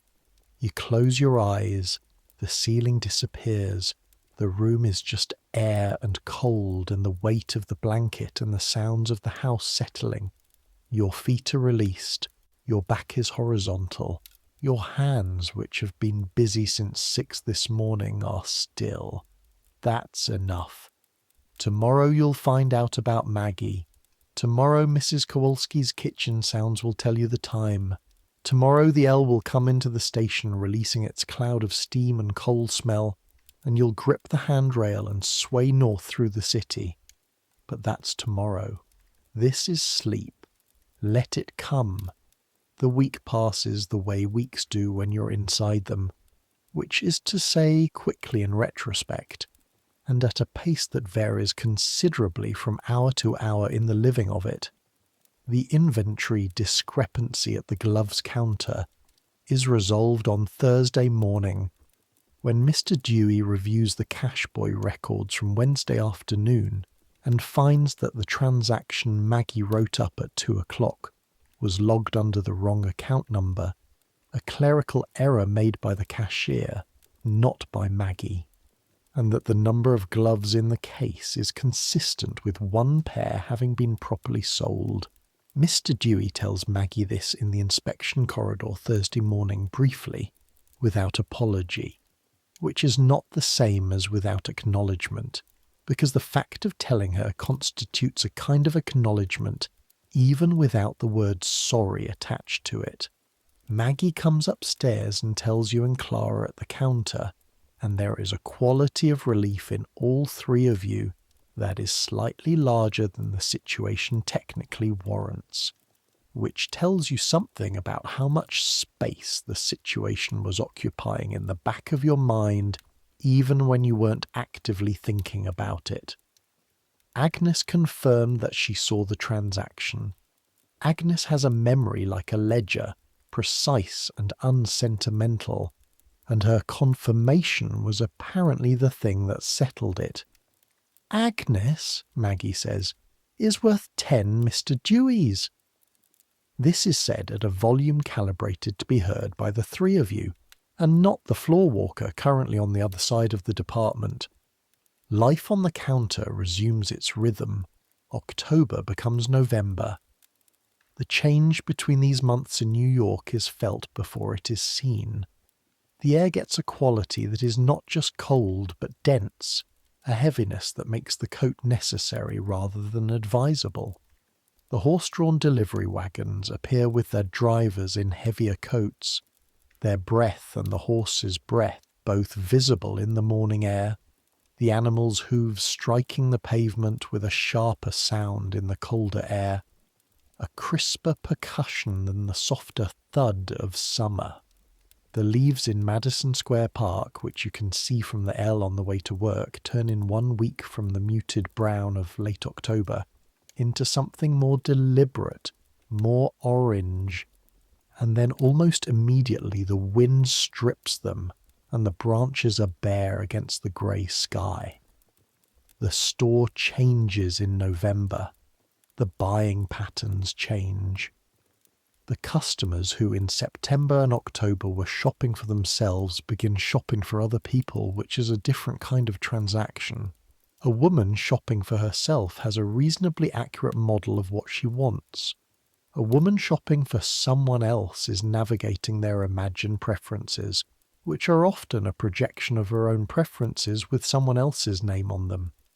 These are the customers who need the most help and who are simultaneously the most resistant to help, because asking for help when you're shopping for someone else feels like admitting that you don't know that person well enough, and the act of not knowing your own mother or sister or daughter well enough is a social failure with implications that extend far beyond the ribbon counter.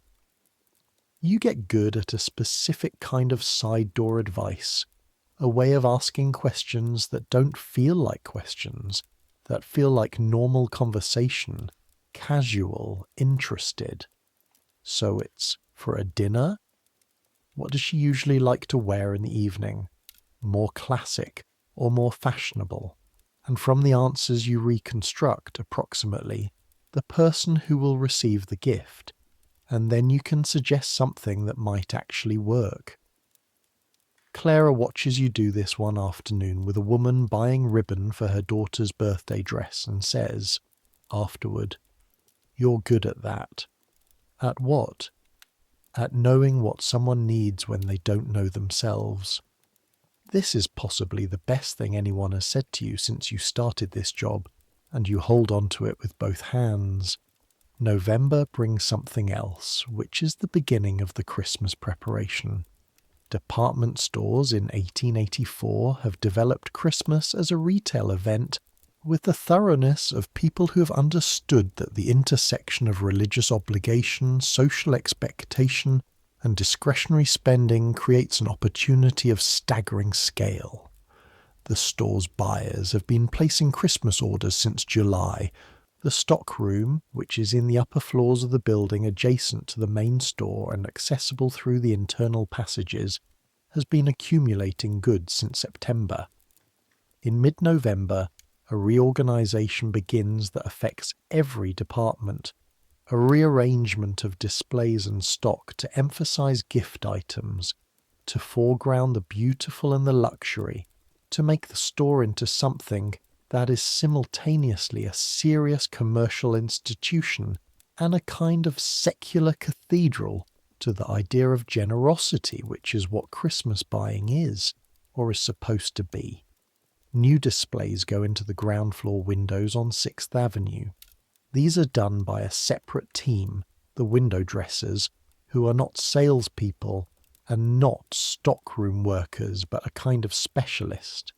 People whose job is specifically theatrical, the construction of miniature scenes inside the plate glass frames that face the avenue, scenes that are meant to stop people on the pavement and turn their faces toward the glass. You come in one morning in late November, and the east-facing window on Sixth Avenue has been transformed overnight into something that looks like a parlour at Christmas. A fire glowing in a fireplace, children's toys arranged under a decorated tree, everything in soft gold light from carefully positioned fixtures, the effect entirely artificial and entirely convincing. You stand in front of it for a moment on the way in. The couple behind you on the pavement stops too. There may be 30, the woman's face tilted up to look at the window, the man looking at the woman. Then the woman looks at the man and says something you can't hear, and they both laugh, and they keep walking. This happens all morning at that window. People stop, people look. People do the thing that windows are supposed to make them do, which is to connect the image of the thing with the desire for the thing, to feel for a moment that the thing in the window represents a life that is possible, a warmth that is achievable, a Christmas that could be theirs if they walked through the door. You walk through the employee's door and go to your counter and spend the day selling ribbon. The Christmas rush changes the texture of the job in ways both obvious and subtle. The obvious changes: more customers, longer lines, shorter tempers, stock running low on popular items faster than the buyers anticipated. The specific chaos of a transaction system that was designed for a typical Tuesday in September, being asked to perform on a crowded Saturday in December. The less obvious changes: the store itself becoming something different in quality, a heightened state, everyone operating at a higher intensity, the floor walkers moving more, the cash boys running faster, the counters full of goods arranged more carefully than usual because the goods themselves are more visible now. They're being seen by more eyes, and those eyes are primed by the windows and the season. Your feet are doing something new in December. Not worse, exactly, or not only worse, different. The December feet are not the October feet, which were still learning. The December feet have been doing this for 9 months now, and they know the floor. They know the specific texture of the fourth floor oak boards under the thin leather soles of your boots. They know the cold spots near the windows and the warmer areas near the display cases, where the small gas fixtures under the glass produce a thin warmth that doesn't travel far but is real when you're standing directly above it. The December feet have opinions that are professional rather than merely pained. They report accurately and they suggest adjustments, and you make the adjustments and you stand. There is a day in mid-December, a Saturday, that you will think about for a long time afterward. The store opens at 8 and the customers begin arriving in quantity before 8:30, which never happens except in December. By 9 the floor is full, more full than a normal busy Tuesday, the kind of full where there are always at least 3 customers at your counter, and you are managing the queue the way you manage the queue at the best of your judgment, which is by reading the energy of each person who has been waiting longest, who will break first if they are not attended to, who can wait a moment longer. At 10:15 a woman arrives at your counter who stops everything, not literally. The department continues around her, the other customers, the cash boys, the sounds, but she stops your internal thing, whatever is running in the background that processes everything simultaneously and keeps you functioning. She stops it for a moment, the way a particular note in a piece of music can stop something in you. She's perhaps 25. She's not richly dressed, not poorly dressed either, but her clothes are the clothes of someone who has budgeted carefully for them. The quality is good, but it is the quality of practicality rather than luxury. She has dark eyes and a sharpness in her expression that you recognize before you recognize what you're recognizing it as, and then you recognize it. She looks like she knows what she wants, and she's waiting to see if you can help her get it. She says, "I need the best ribbon I can get for $3. $3 is not a small amount. $3 is what you earn in a day almost. $3 can buy real quality. But $3 is not what you spend on ribbon when you shop at Hartley & Company for luxury items." And the way she said the best I can get communicates that $3 is her actual ceiling, and she has arrived at that ceiling by a kind of calculation. For what occasion, you ask? She hesitates, just for a second. My sister's wedding. The gown is ivory silk. She needs ribbon for the sash and for the hair. An ivory silk wedding gown, a $3 budget for the ribbon. These two things together tell you something, several things, about this woman and her sister and the wedding. You don't dwell on what they tell you. What you do is solve the problem she brought you. You show her 3 options. The first is a wide satin ribbon in ivory, 4 inches, the kind of ribbon that will make a magnificent sash, and that has the weight and drape to look intentional on a wedding gown rather than incidental. It's beautiful. It's $2.20 a yard, and you need at minimum 3 yards for a sash and another yard for the hair, which puts her over budget. The second is a narrower ivory grosgrain, the same colour family but slightly more cream than pure ivory, 2 inches wide at $1.80 a yard. Also beautiful, also over budget for the quantity needed. The third is something you pull not from the display, but from the stock shelf behind you. A bolt that came in last week that hasn't made it to full display yet. An ivory moiré ribbon, 2.5 inches, with the watered silk pattern that catches light in a way that is not the same as satin, but is, in its way, more interesting, more complex. It runs at $1.30 a yard. You unroll a length of the moiré against your arm and hold it toward the window light. The pattern catches. It shifts as the light angle changes, the watered effect moving across the surface, and it is genuinely beautiful. Not beautiful in the way of the expensive satin, which is a settled, formal beauty, but beautiful in the way of something that moves, that responds. The woman watches it. The moire, you say, will read better in motion than the satin, especially in a wedding, where the gown is moving. The satin is more classic. The moire is more alive. She doesn't say anything for a moment. She touches the edge of the ribbon where you're holding it. You feel her fingers just graze the surface, not quite taking it from you. 4 yards, she says. 4 yards of moire is $5.20, but if you take 4 yards for the sash and use the selvage to cut narrower pieces for the hair, you don't need a separate hair ribbon. The same fabric, narrower, works better in the hair than a different ribbon would, because it matches exactly. She works this out. 4 yards at $1.30. $5.20. More than her budget. If you take 3.5 yards, you say, and cut the sash a little narrower than 4 inches, you'll have enough salvage for the hair. 3.5 is $4.55. She looks at you. $4.55. $4.55. And it'll look like it costs more than that because it will photograph the same as silk satin. The moire pattern holds on camera. This is true.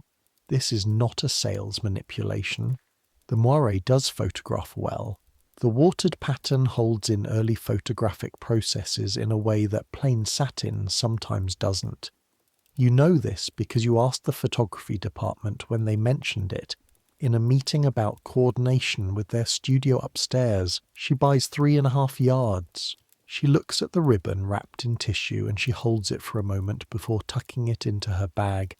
Just holds the package, the way people hold things they've made a decision about that they hope is the right decision, the way you hold things that represent something beyond themselves.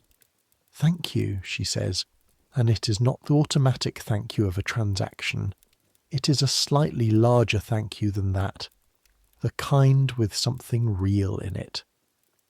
She walks toward the staircase. You watch the back of her coat until she's around the corner. Clara is at the adjacent counter. She doesn't say anything, but there's the quality of approval in her silence. You look at the counter. You adjust a bolt of ribbon. You wait for the next customer. You're not going to think about whether the sister's wedding is beautiful. You're not going to think about the ivory silk gown and the moire ribbon catching the light in the church.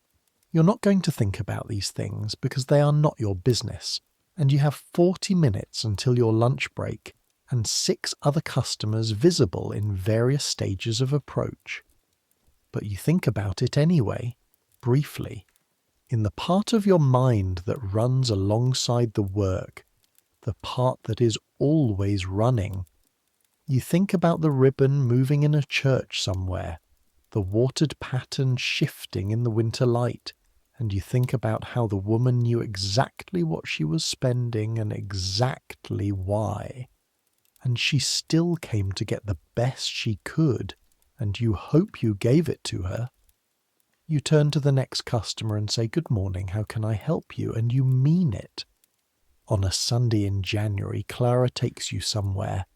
She's been mentioning it since November, that she wants to take you somewhere, in a way that is characteristic of Clara, which is to say, without excessive preamble or explanation, just a statement of future intention delivered as fact. You will go somewhere. You're not sure where. You don't ask, because asking Clara for more information than she's ready to give tends to produce a redirection rather than an answer. On a Sunday in January, she says we're going, and you put on your coat and follow her. The day is cold in a way that January in New York is cold, which is not the polite cold of October, or even the serious cold of November, but the full expression of winter. The kind of cold that is not interested in negotiation. The streets have a thin coat of frozen vapour on them, not quite ice, but not ice. A treacherous ambiguity that you've learned to navigate by keeping your weight slightly more central than usual, shortening your stride, placing your feet with the deliberateness of someone walking on something that cannot be trusted. Clara walks fast even in this, as she walks fast everywhere. Her coat pulled close and her gloved hands tucked under her arms, not looking cold exactly, but moving in a way that indicates the cold is being addressed rather than felt. You match her pace. You walk toward the waterfront, down toward the East River, through streets that are quieter on Sunday morning than they will be later, but which are never truly quiet. Some small business always happening, some movement always underway. The smell of the river comes before the river does, a cold mineral smell with notes of fish and salt, and the industrial overlay of a working waterway. The smell of a river that has been a working river for 200 years, and which has received the byproducts of everything that working means. And then the bridge. The Brooklyn Bridge has been opened since May of 1883, which means it was opened 7 months before you arrived in New York, which means that by the time you first saw it, it was already in the city's consciousness as a thing that had always been there, which is the speed at which New York absorbs its own transformations. But the bridge is 19 months old when you walk up to it on a Sunday morning in January 1885, and 19 months is still new enough that looking at it is not the same as looking at something you know. The cables. You knew there were cables.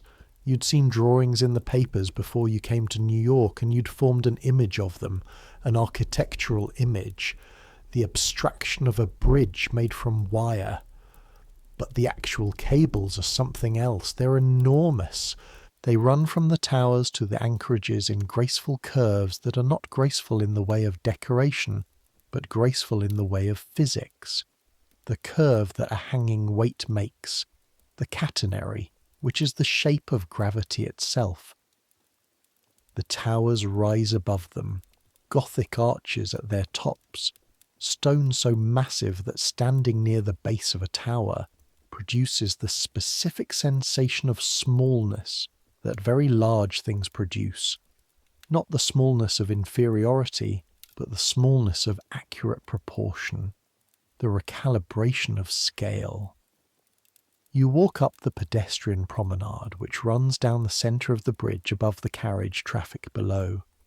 The promenade is wooden boards, slightly raised above the road level, and your footsteps on them produce a sound that is different from the sound of footsteps on pavement, a hollow wooden note that carries in the cold air.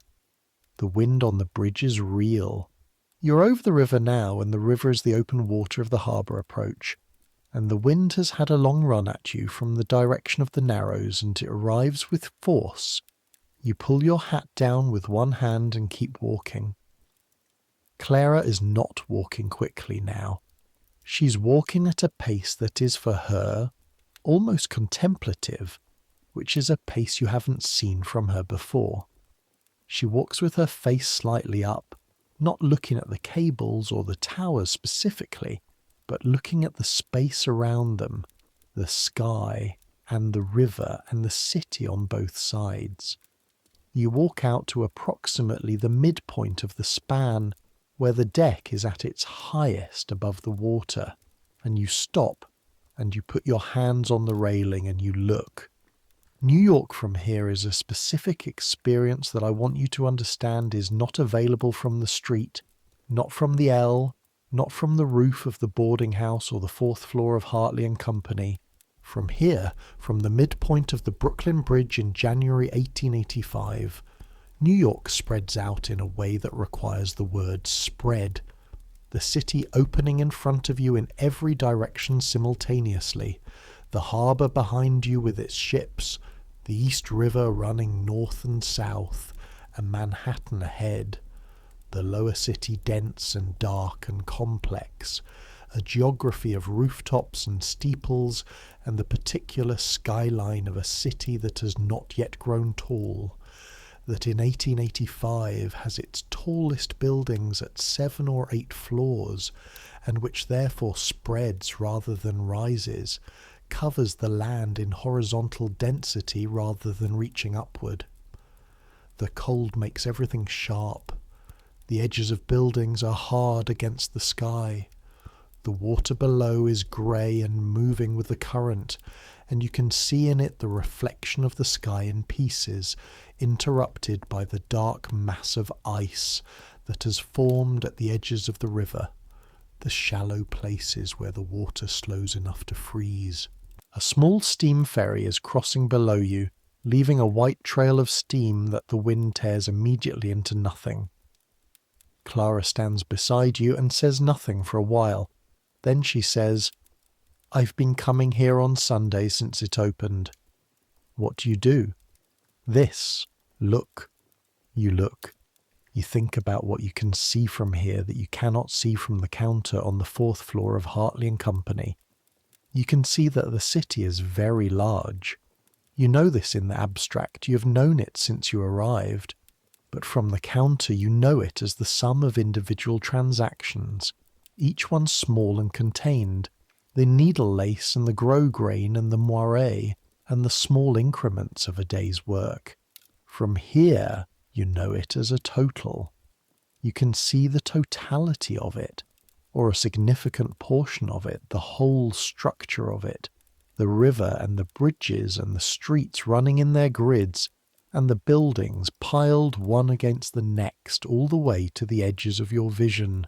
Somewhere in that totality is your counter, your $4 a week wage, your stool that you cannot sit on, and your 8-cent oatmeal and your 7-minute walk to the L station, your room in Mrs. Kowalski's house, the thin blanket that is sufficient.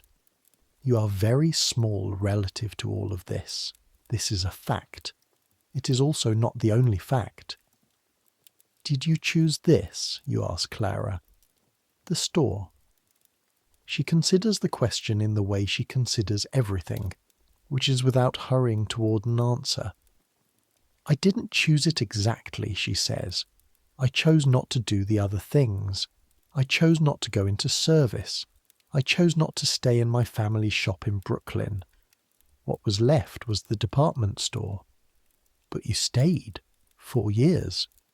"Because I found something in it I didn't expect." She pauses. "I found I was good at it. Not just adequate at it. Actually good. And being actually good at something is not nothing." You look at the river.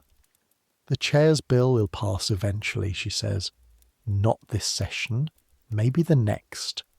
Or the one after. It'll pass." "How do you know?" "Because it's correct," she says, as if this is a sufficient explanation. Then she adds, "And because Mrs. Henderson has been working on it for 3 years, and she doesn't stop working on things." You believe both of these statements. A gust comes off the river and you grip the railing more tightly. The wind has a smell in it that is not New York, or is the part of New York that isn't the city, the harbour part, the part that connects to the ocean, the part that all those ships come through on their way to the wharves with their cargoes of goods from everywhere. The world is on the other side of that water. You can smell it. "I'm going to stay," you say. You're not sure if you're saying it to Clara or to yourself. "I know," Clara says. You stand there a while longer, the cold working methodically through your coat, your feet beginning to have their opinions about the wooden planks of the promenade, and you look at the city. 4 months ago you arrived in the dark and didn't know where anything was. Now you know the streets between Mrs. Kowalski's house and the L station, and the L station, and the store, and the store, and the Working Women's Society, and the bridge. You know the 4th floor of Hartley and Company in near darkness. You know the glycerin trick for the temples. You know which customers need time and which customers need efficiency and which customers need you to tell them that what they want is correct before they can believe it. You know that a cash boy named Eddie runs your section of the floor, and that he is fast, and that his mother works at a needle factory on Delancey Street, and that he is saving to go to school. He told you this on a slow Tuesday afternoon when there were no customers at your counter, and he was briefly stationary before the next transaction came, standing near your counter with the specific alertness of someone waiting to move again. You know that Maggie Sullivan's laugh starts without warning and ends just as suddenly, and that it is accurate. You know that Agnes from Household Linens has a memory like a ledger. You know that Clara's interest in natural history is currently focused on the geological record, specifically the question of ice ages, and that she finds this comforting in a way she has not fully articulated, but which you think has something to do with the scale of time it implies, the way very large time makes the problems of the moment feel appropriately sized. You know the city better than you knew it 4 months ago, and worse than you will know it 4 months from now. This is a kind of progress. This is the particular progress of someone who is learning something that takes time and who is willing to give it the time. The wind comes again. Clara pulls her coat tighter. "We should head back," she says. "In a minute." One more minute with the river and the city and the cables and the cold. One more minute of the scale.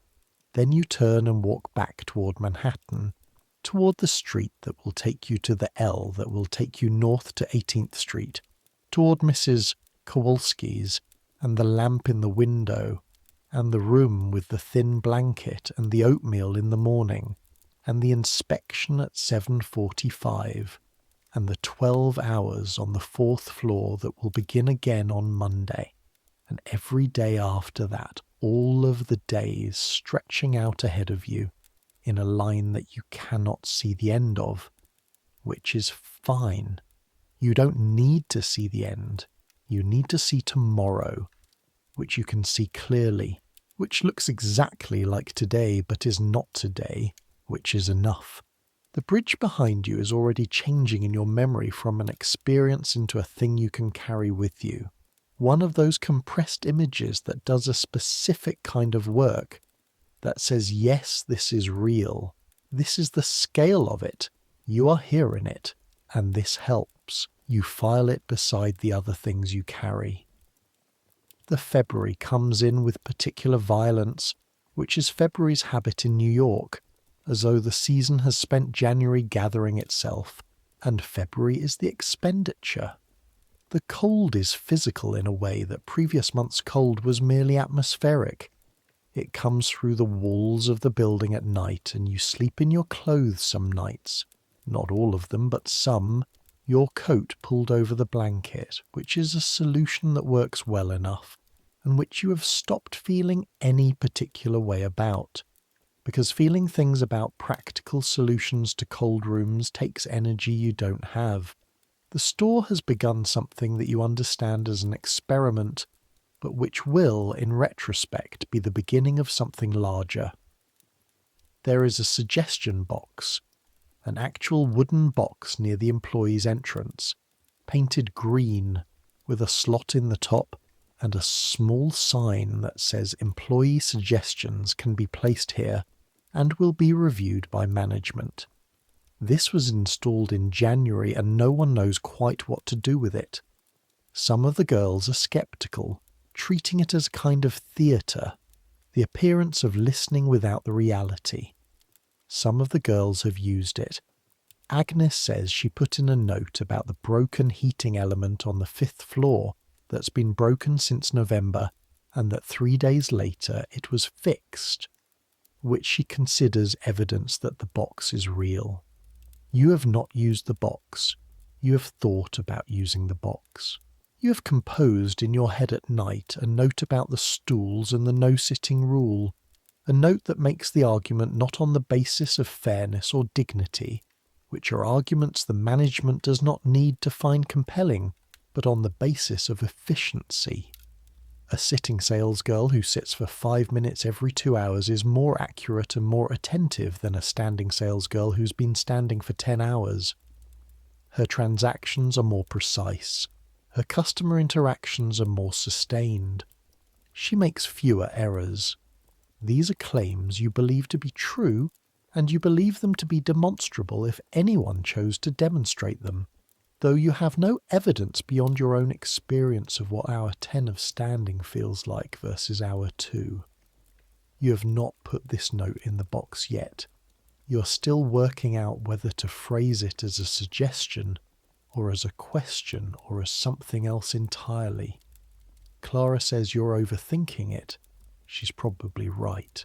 The spring arrives first as a smell, which is how spring always arrives. The smell of thaw from the soil under the pavement where the soil still exists, under the paving stones and the cobblestones and the tar filling the gaps. The smell of cold earth beginning to warm, which is one of the oldest smells in the world and which cuts through everything, through coal smoke and horse waste and the industrial overlay of the city. It gets through, and you smell it, and something in your body that was clenched begins slightly to release. By April, the heavy coat is put away and the lighter one is out. By April, the breakfast oatmeal is eaten in the growing light of morning, the sun having clocked sufficiently around that it's light before 6:30, which means your morning starts in daylight rather than dark, which is a thing you notice with something close to gratitude each spring, the return of the light. By April, the city is doing the April thing that New York does, which is to expand, to fill back up to its summer density, the street vendors reappearing, the park benches occupied, the sense of the city breathing out after the compression of winter. You have been in New York for 13 months. You've been at Hartley and Company for 12. Mr. Dewey has your ledger entry for the year. You know approximately what's in it because you've kept your own record, not in a book, but in the reliable accounting of your own experience. The quarter lost in the first week for a wrinkled cuff, and another one in August for being 60 seconds late. 2 quarters in a year, and nothing else. Nothing else that cost you anything, and considerable in the column of things done correctly, including the negotiation with the fabric supplier in November that resulted in a price point that was better by 4% than Mr. Dewey expected. A fact he noted at the time in the ledger, and which you know is in there because he told you it was. You've been given a small responsibility. Twice a week, on Tuesdays and Fridays, you are responsible for the reorder assessment, which means you go through the stock and identify what needs to be ordered and in what quantity, and submit the list to Mr. Dewey by 3 o'clock. This is not a large responsibility. It is also not given to every sales girl. Clara had it first, and now you have it alongside her, and the fact of having it means something that the content of it doesn't necessarily convey. The fact means that someone has noticed that you can be trusted with a small additional task, and has entrusted you with it. You do the reorder list with the same precision you bring to everything else. You've been doing it long enough now that you know the rhythm of the stock, which ribbons move in which quantities in which seasons, which laces are reliable sellers and which are occasional, which specialty items spike around specific events, the mourning ribbon that always runs low after a public death, the wedding ribbon that begins moving in April and peaks in June. And you are still standing. This is the thing that doesn't change. 12 hours a day, the floor is open, and you are standing on it. This has not become comfortable. You have not stopped noticing it. What has happened is that the noticing has changed in quality. In the first months, the standing was something happening to you, an imposition, a demand of the job that you were adjusting to. Now the standing is something you do, a skill, a practice, a managed thing. You know how to stand for 12 hours. You know the micro adjustments, the weight distribution, the specific way of letting your attention go soft at the peripheral level while staying sharp at the transactional level. the way of existing in your body for 12 hours in a way that your body can actually sustain. This knowledge is yours. You made it out of 12 months of necessity. The Chairs Bill is reintroduced in the state legislature in March. Mrs. Henderson sends a note to the Working Women's Society members about it.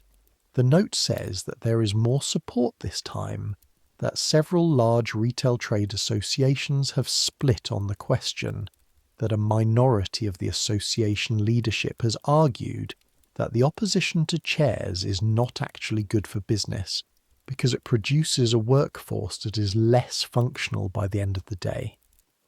This is the argument you composed in your head for the suggestion box. It is now being made in Albany. You write the note and put it in the green box. The note says, "A salesgirl who sits for 5 minutes every 2 hours is more attentive and precise in hours 8 through 12 than a salesgirl who stands continuously." This is a statement about the efficiency of the floor. You're requesting that the question be considered as a business question rather than a discipline question. You don't know if anyone reads it. You don't know if anything comes of it. Maybe nothing comes of it immediately.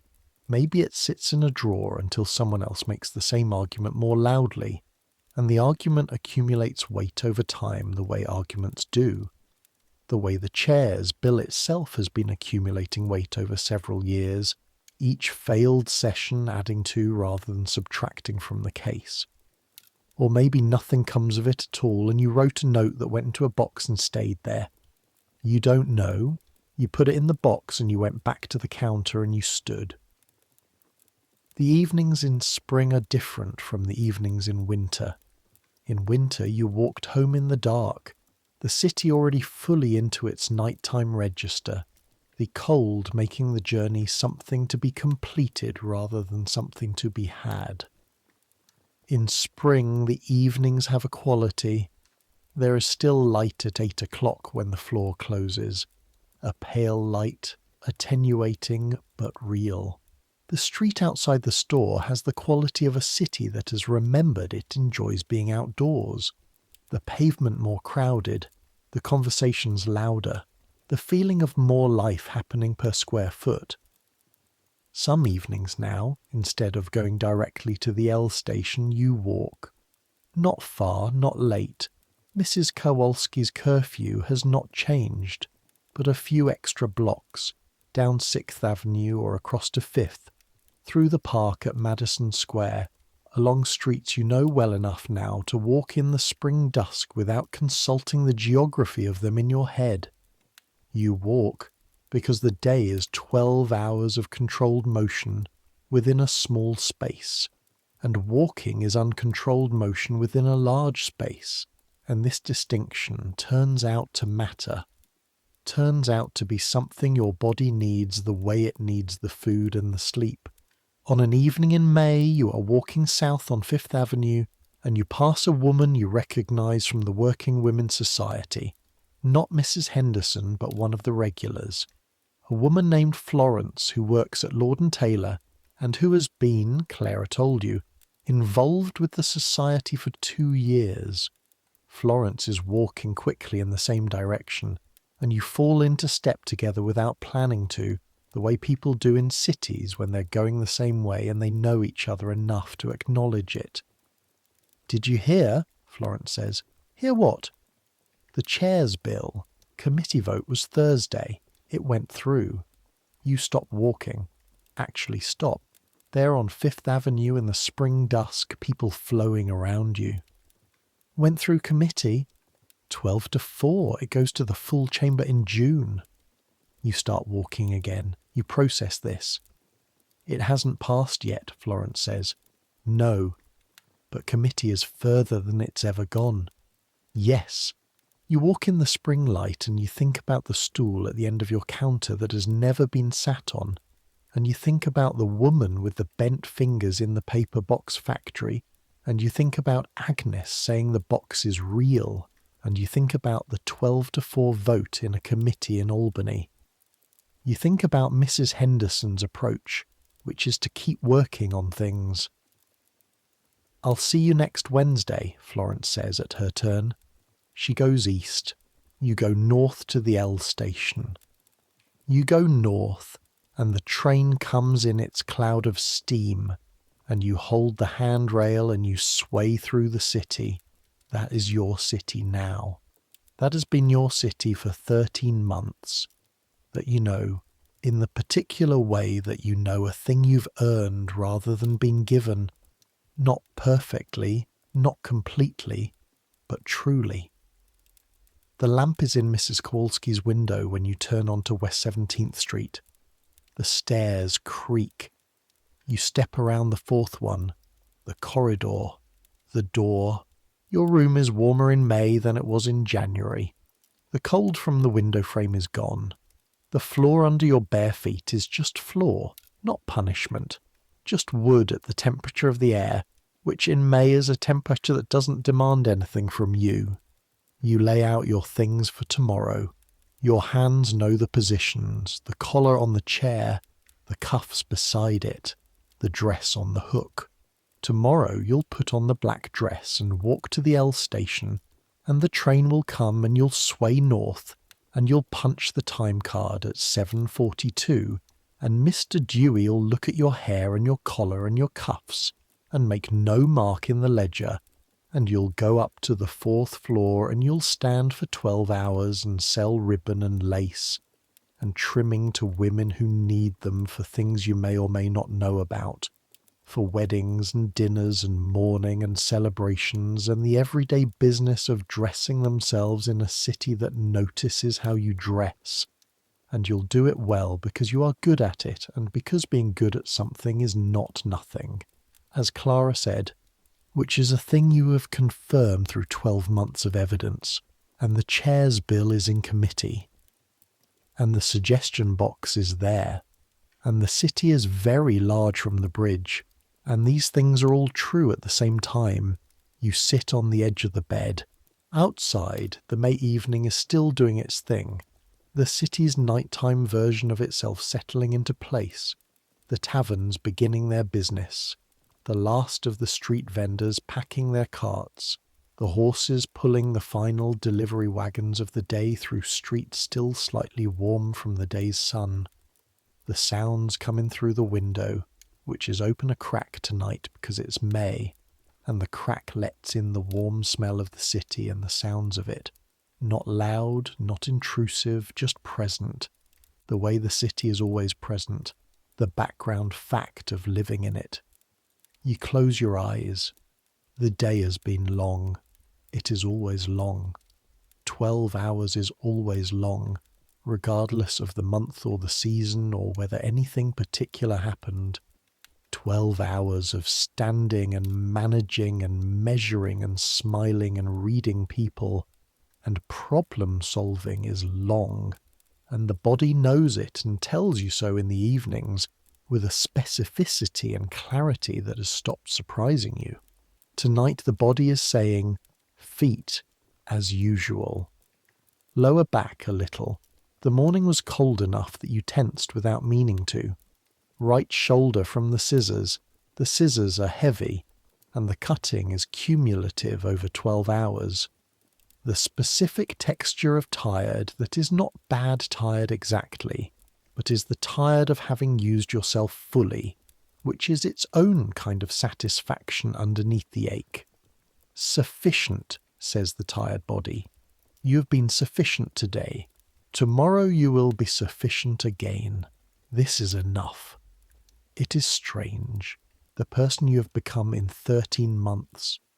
You're not the girl from Ithaca who arrived in March with a letter of introduction and a bundle of clothes, and the anxiety of someone who's made a large decision and is waiting to find out if it was correct. You are not her anymore. She is in you somewhere. She is available when you need her, when something new and overwhelming happens, and you need the version of yourself that is genuinely uncertain rather than strategically patient. But she is not running things. What is running things is something else. Something you don't have a perfect word for. Not confidence exactly. Confidence implies certainty. and you have plenty of uncertainty. Not expertise, though you have expertise now in the specific way of someone who has done something for a year. It's something more like trust in the accumulation of small competences, the 12 months of showing up and doing the thing and learning from the doing. Trust in the specific knowledge that you have dealt with whatever came at you so far, and that this has updated your estimate of what you can deal with going forward. It is not a perfect trust. There are things that could still break it, but it is a working trust, operational, sufficient for the 12 hours and the morning after and the spring that is outside the window. New York in 1885 will not give you what you came for easily.